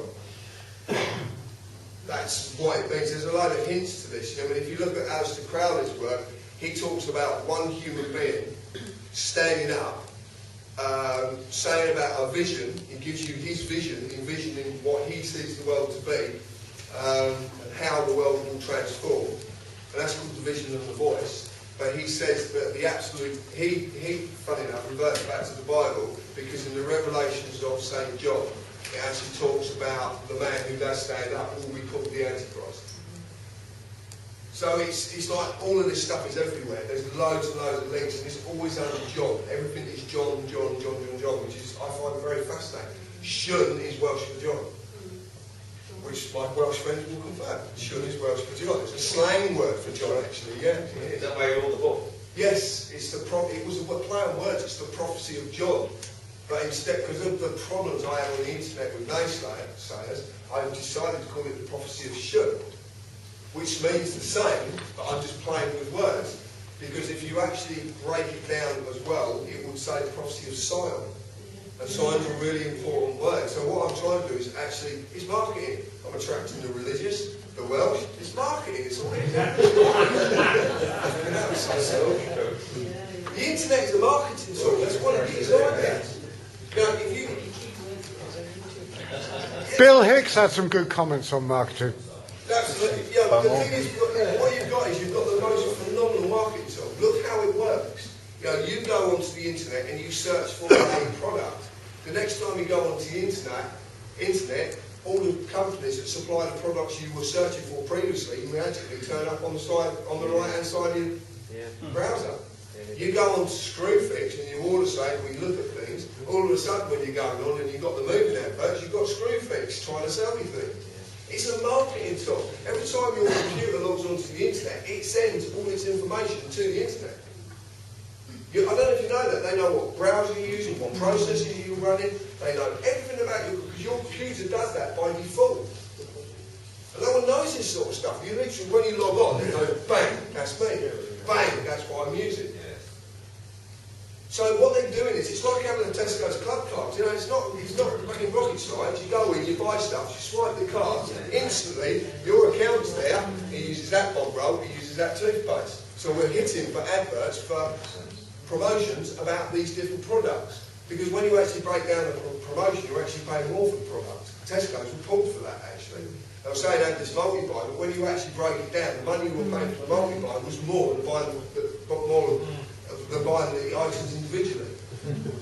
It was hilarious. It actually worked out to be 10 or 20 pence more. Two If for you actually broke the thing in half and paid for them individually. The multi-buys were dearer. They got had for that. They got really fined for it as well. yeah, 2 for 1 becomes half of 1. I see that quite often. Yeah, it's really fascinating. That, you know, and it is a marketing. So what I decided to do was use it against itself. And what I've done is I've told you a story tonight that in effect is a biblical story that's existed for 2,000 years. If you actually want to go back further, this story has existed for a long, long time. It's just got different names. It's all it's got. What you've been indoctrinated with is there is a man going to come and save you. What have I told you tonight? There's a man going to save you. It's all fucking marketing. And when Huh? I'm 46. And when's the next Zion? When's the Zion born? 46 years before the end of the millennium. It's all there. It's marketing. It's simple marketing. If you actually read the prophecies, my missus was reading 50 Shades. Chapter 27, 6 pages in, it's unadulterated porn. Because it sells. That chapter has had more hits than any other fucking chapter, because they're reading the porn. It's marketing. It's simple. What I've done is worked out how they do things and reversed it. Exactly what I talked about with the old point of power. Take it away, put a new one in, and reverse things. Turn it round. It's that simple. And if you have the power to sack the Pope, you have the power to sack the Queen of England.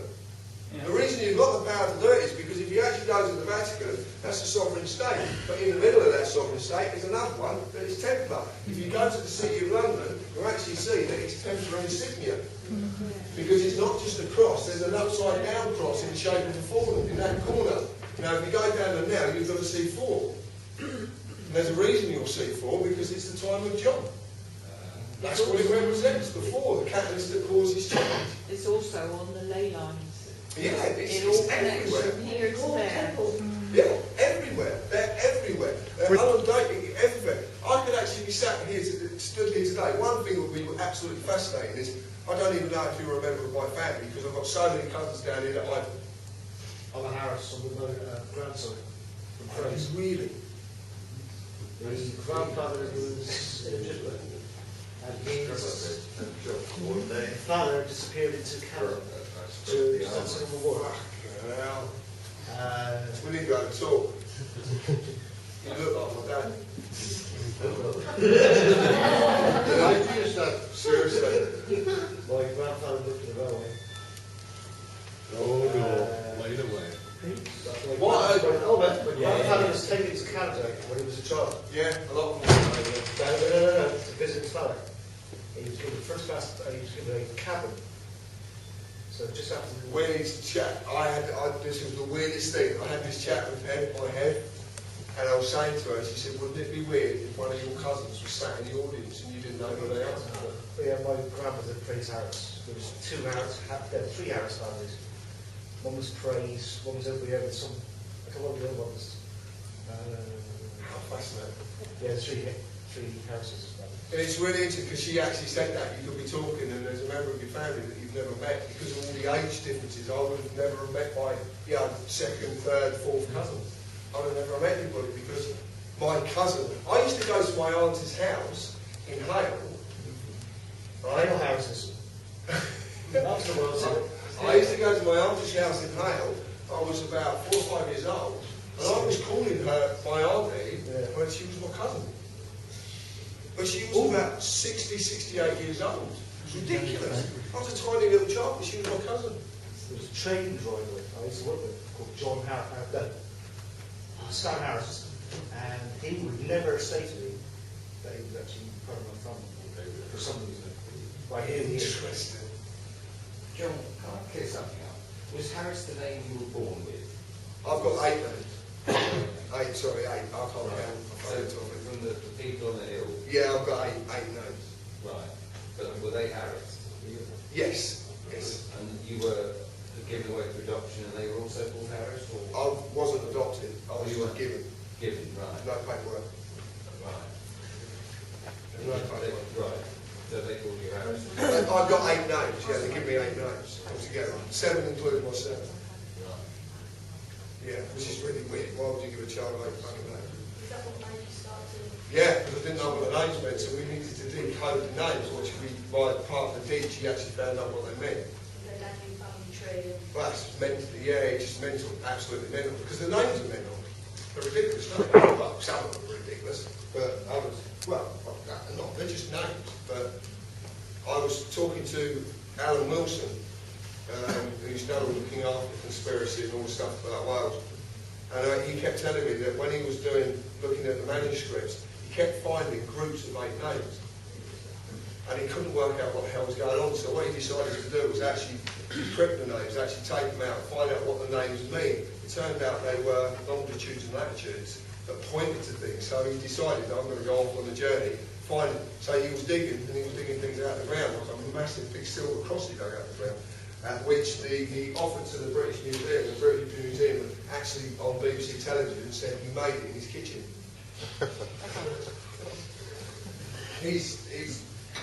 He's been ostracised in a big way, Alan Wilson. He's a lovely, lovely guy. What's his mate called? Barrett. Barrett, was it? Yeah. Yeah, amazing. Man. Yeah, it's really good stuff. But that's what happens. So I was talking to Alan and said, Alan, I've got this group of names. Can I explain them to you? I'll give you the names. What do you reckon? So I repeated the names to him, and he said, well, I reckon he said, I reckon about 1,000 years ago that started. But he said it could be earlier, but I would pinpoint about 1,000 years because of the stuff I've been looking into and the time period that them names would have existed as well. So it looks like these names have been passed from my family for about 1,000 years, which is quite incredible. And I do know as well that all my family members, all the male members, were called John James Harris. All called John James Harris. I know it's a trouble, but there is something that's very, very fascinating. I'll be quite honest with you, I'm not being rude, but could we swap telephone numbers? I'd like to talk to you right now. I've never had the chance to explore this with anyone because I've never found anyone who I could possibly explore it with. But I want to show you, what I would do is actually send you a picture of my dad because you will be absolutely amazed at how much you look like him. Seriously, you really do look like my dad. A younger version of my dad. He was a very elegant gentleman, very chivalrous. He was a chivalrous man, completely chivalrous. Sorry. But a lot of them are. That's how you. Do you know if you want to go and find Templars? If you want to find a Templar. He was a Templar, was he? Yes. If you, well, it was. Yeah. He was a part of other things as well. Because it's not just the Templars. There's loads of different parts of it. There's loads of. Are there different orders of the? There are different orders, but when needs to, they all come together. How can you tell through blood type? Pardon? If new generations come through as rhesus negative blood type, you can't tell. Tell what? Blood type. We're talking about blood groups. What are we talking about blood groups? Royalty. No, we're not. Blood line. They're not bloodline anyway, are they? They're all rhesus negative. So. Are they? Have you seen them? Took their blood and tested it yourself? If you want to find a Templar, and you want to know who's a Templar, the next time a bloke opens the door for you, you're probably in front of a Templar. They're chivalrous to the core. If they step aside and allow you to go first, you're generally talking to a Templar. Yeah. Or they're an extraction of. Yeah, you could be an extraction of because our ancestors, we do what our ancestors do. You know, I've got evidence of this. I was chatting to Rob and Zoe, my Welsh friends at the back there, and we were talking about real. And you remember the story I was telling about real? And I said, I've got absolute evidence that you do what your ancestors do. And they were laughing at me, the audience, and it was really quite. I said, right, well, this is the evidence, and I'll show you. I'll present some evidence on this fact. So, Rhyl is in northwest Wales. Okay, so it's the very, very top. It's what, 45 minutes from Snowdon? About 45. Yeah, about an hour. About 45 minutes an hour from Snowdon. Right. When Henry III was King of England, he was a very good king actually, and that was John's son. And then his son was Edward I. So Henry, at that time, there was a Prince of Wales called Llewellyn, and he was a pretty good dude, no? And Prince Llewellyn actually didn't mind being sort of subservient to Henry because he was such a decent guy. Anyway, Edward I wanted to take the throne, and what a lot of people don't know about Edward I is he spent 2 years with the Pope at the time. When he came back, all of a sudden there was a civil war. It was actually instigated by his own son against Henry III. Within this time period, in 1256, Henry was held siege in the Lodge Castle to the point that people in the castle were starving to death. He was watching his own people starve around him and had to give in and create Parliament. That's what they did it for, to create Parliament.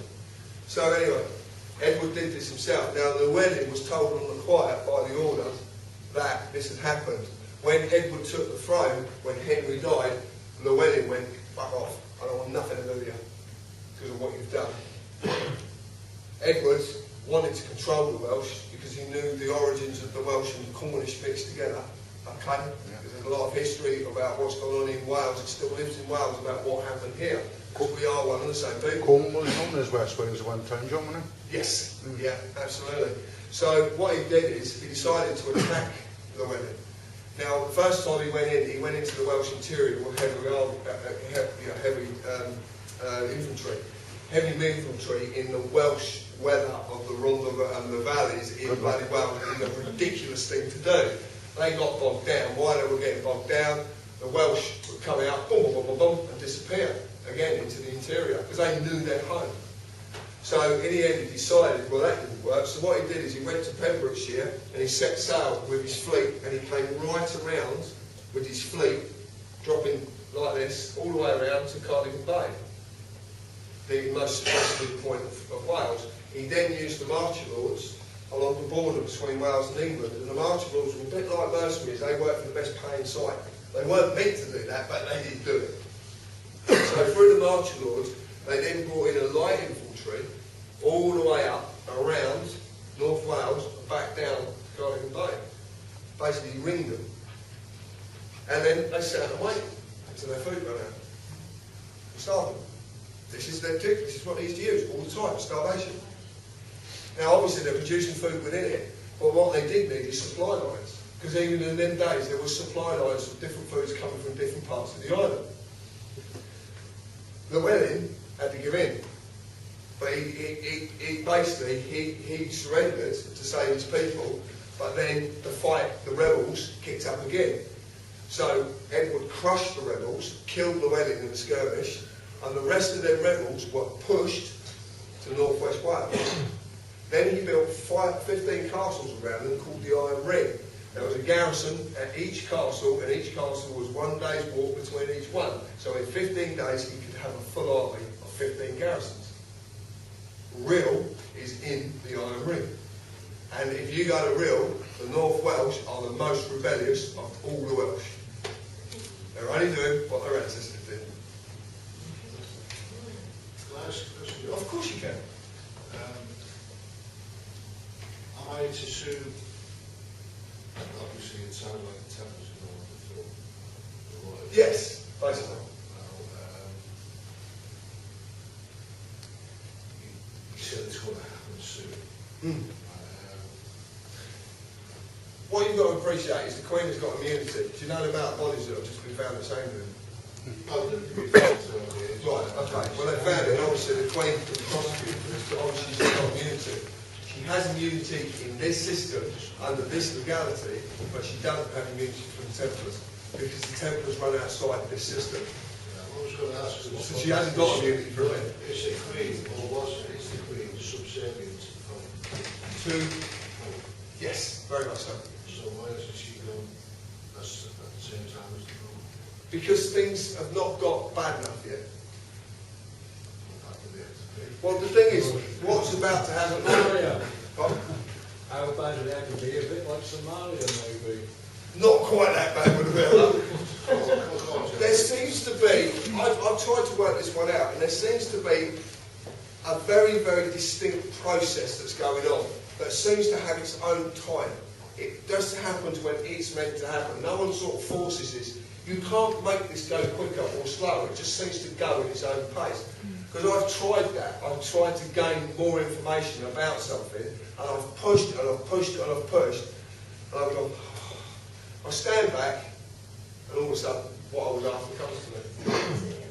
It's like, it's saying, do not question, do not push this, just allow it to come to you when it's ready. I've been to talks and I had donations, when I used to do donations, and what I used to get was messages in the donation boxes, because I don't know if you know about the temple, they're not allowed to communicate electronically. They don't use telephones or emails or computers or anything like that. It's all via word of mouth or on pieces of paper. It's the oldest thing, and they've always done it. They never ever communicate electronically. They're not allowed to. It's frowned upon. So there is these transfers of information, and I was talking in Wales and I needed some information about a book that exists on that island.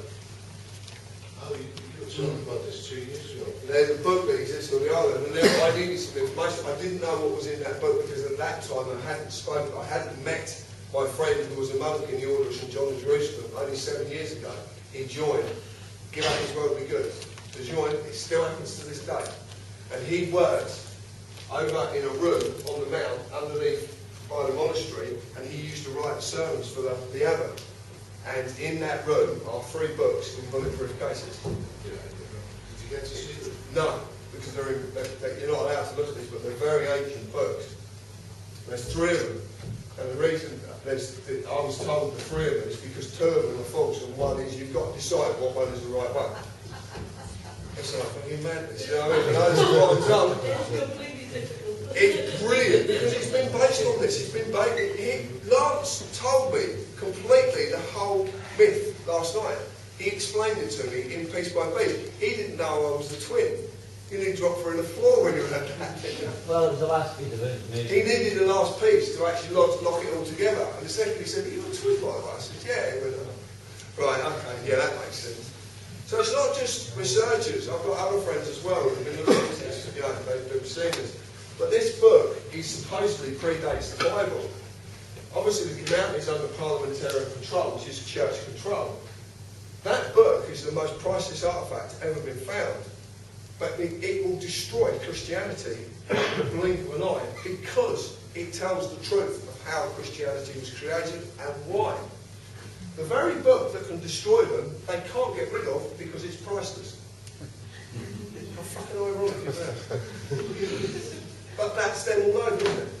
Yeah, even though it could destroy them in a blink of an eye because of its worth, they can't get rid of it.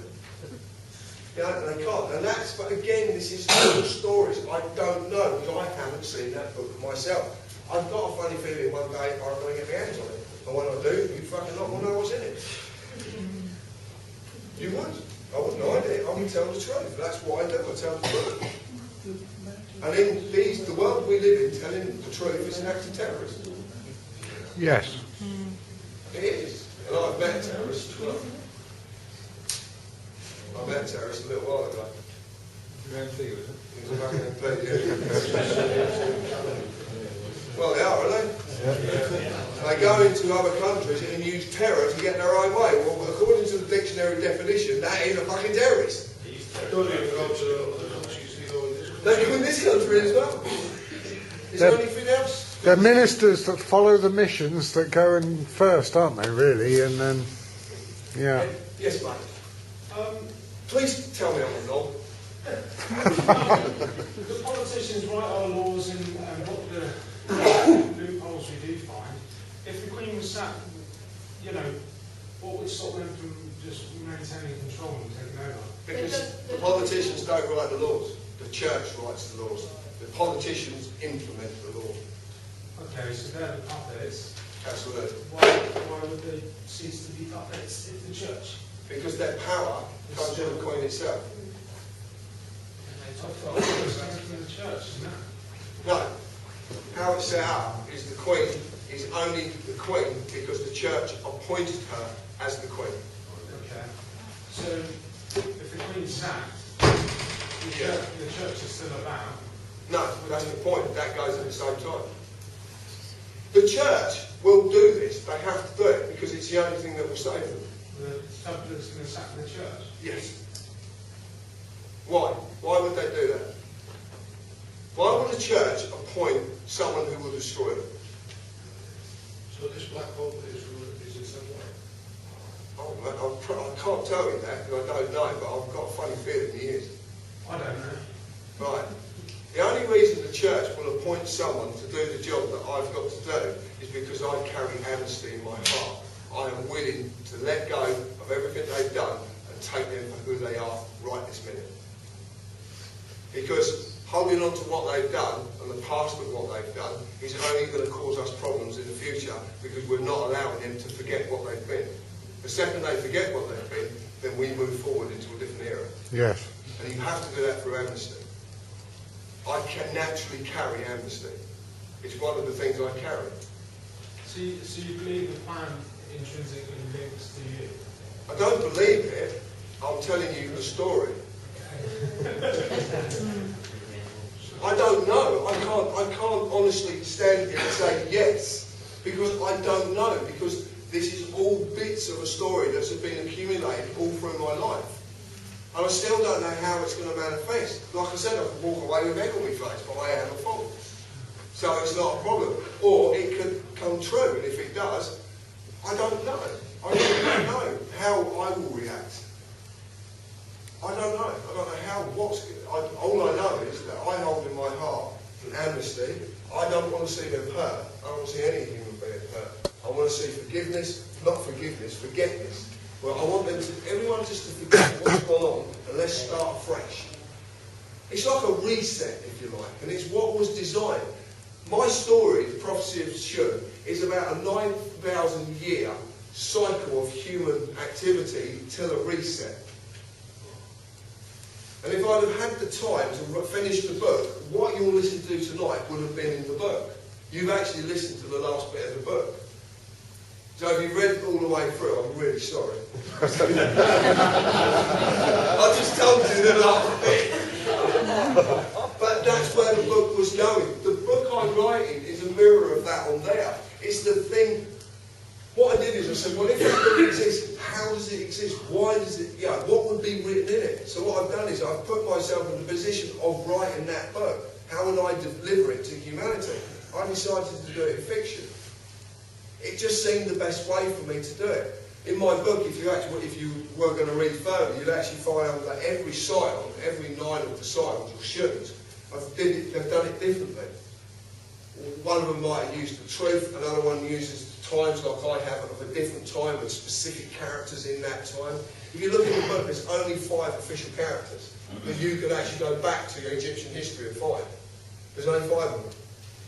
But when you actually break things down, there's only 5 of anything. You just don't realise it because you don't. There's only 5 types of music, there's only 5 films. Look at the archetypes. There is archetypes and then there's obviously the list underneath the archetype. But if you look at the archetypes, there's only 5 of them. There's only ever 5. So there's 5 characters in my book that are from Egyptian history. The rest of the characters are completely made up names. One of them is an imaginary friend I had when I was a kid, called me, by the name of Rara. So I've tried to do what I feel is written over there, but I tried to do it in my way. And the only way, when I was writing the very factual book, I got to about 155,000 words, and then suddenly realised the referencing would take longer than writing the book.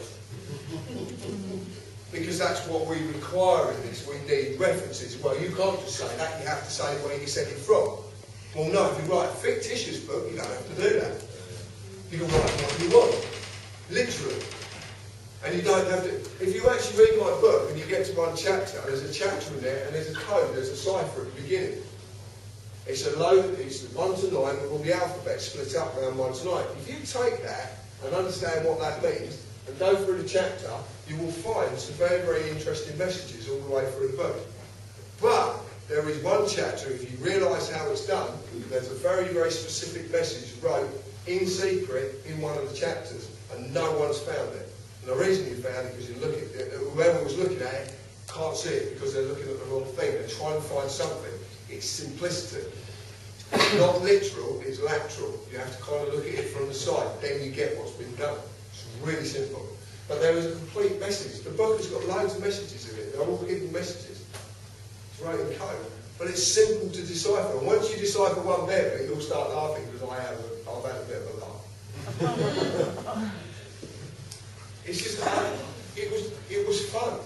I really enjoyed it, but it also became a very big problem. And so I stopped at chapter 27, because it's very time engrossing, because I'm not very grammatical, I'm very poor with English, and especially writing English.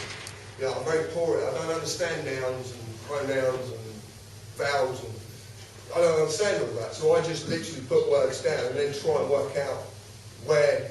Do you know the comma bit? My mate says, well, what you do is, he says, what you do is you speak it, and then when you need to take a breath, you stick a comma. Right? And that is it, isn't it? That's the rule of fun, right? Have you heard the speed I speak at sometimes? You've heard how quick I can speak. So sometimes there could be 20 odd words before a comma. Because that's what I was told to do, and I do things literally. I can't help it. You know, but the kids do that, don't they? If you tell them something, they actually do what you tell them to do because they take it literally. Well, that's where the kid comes out in me, because there is, like I said, this little kid in me. Which there is in all of us, and all you've got to do, to find your little kid, start laughing, your little kid will come out. And they do, they come out to play. It's fantastic. Can we have a fact? Well, it's sort of the end now, and you look knackered, I'm knackered. You look white as a ghost, mate.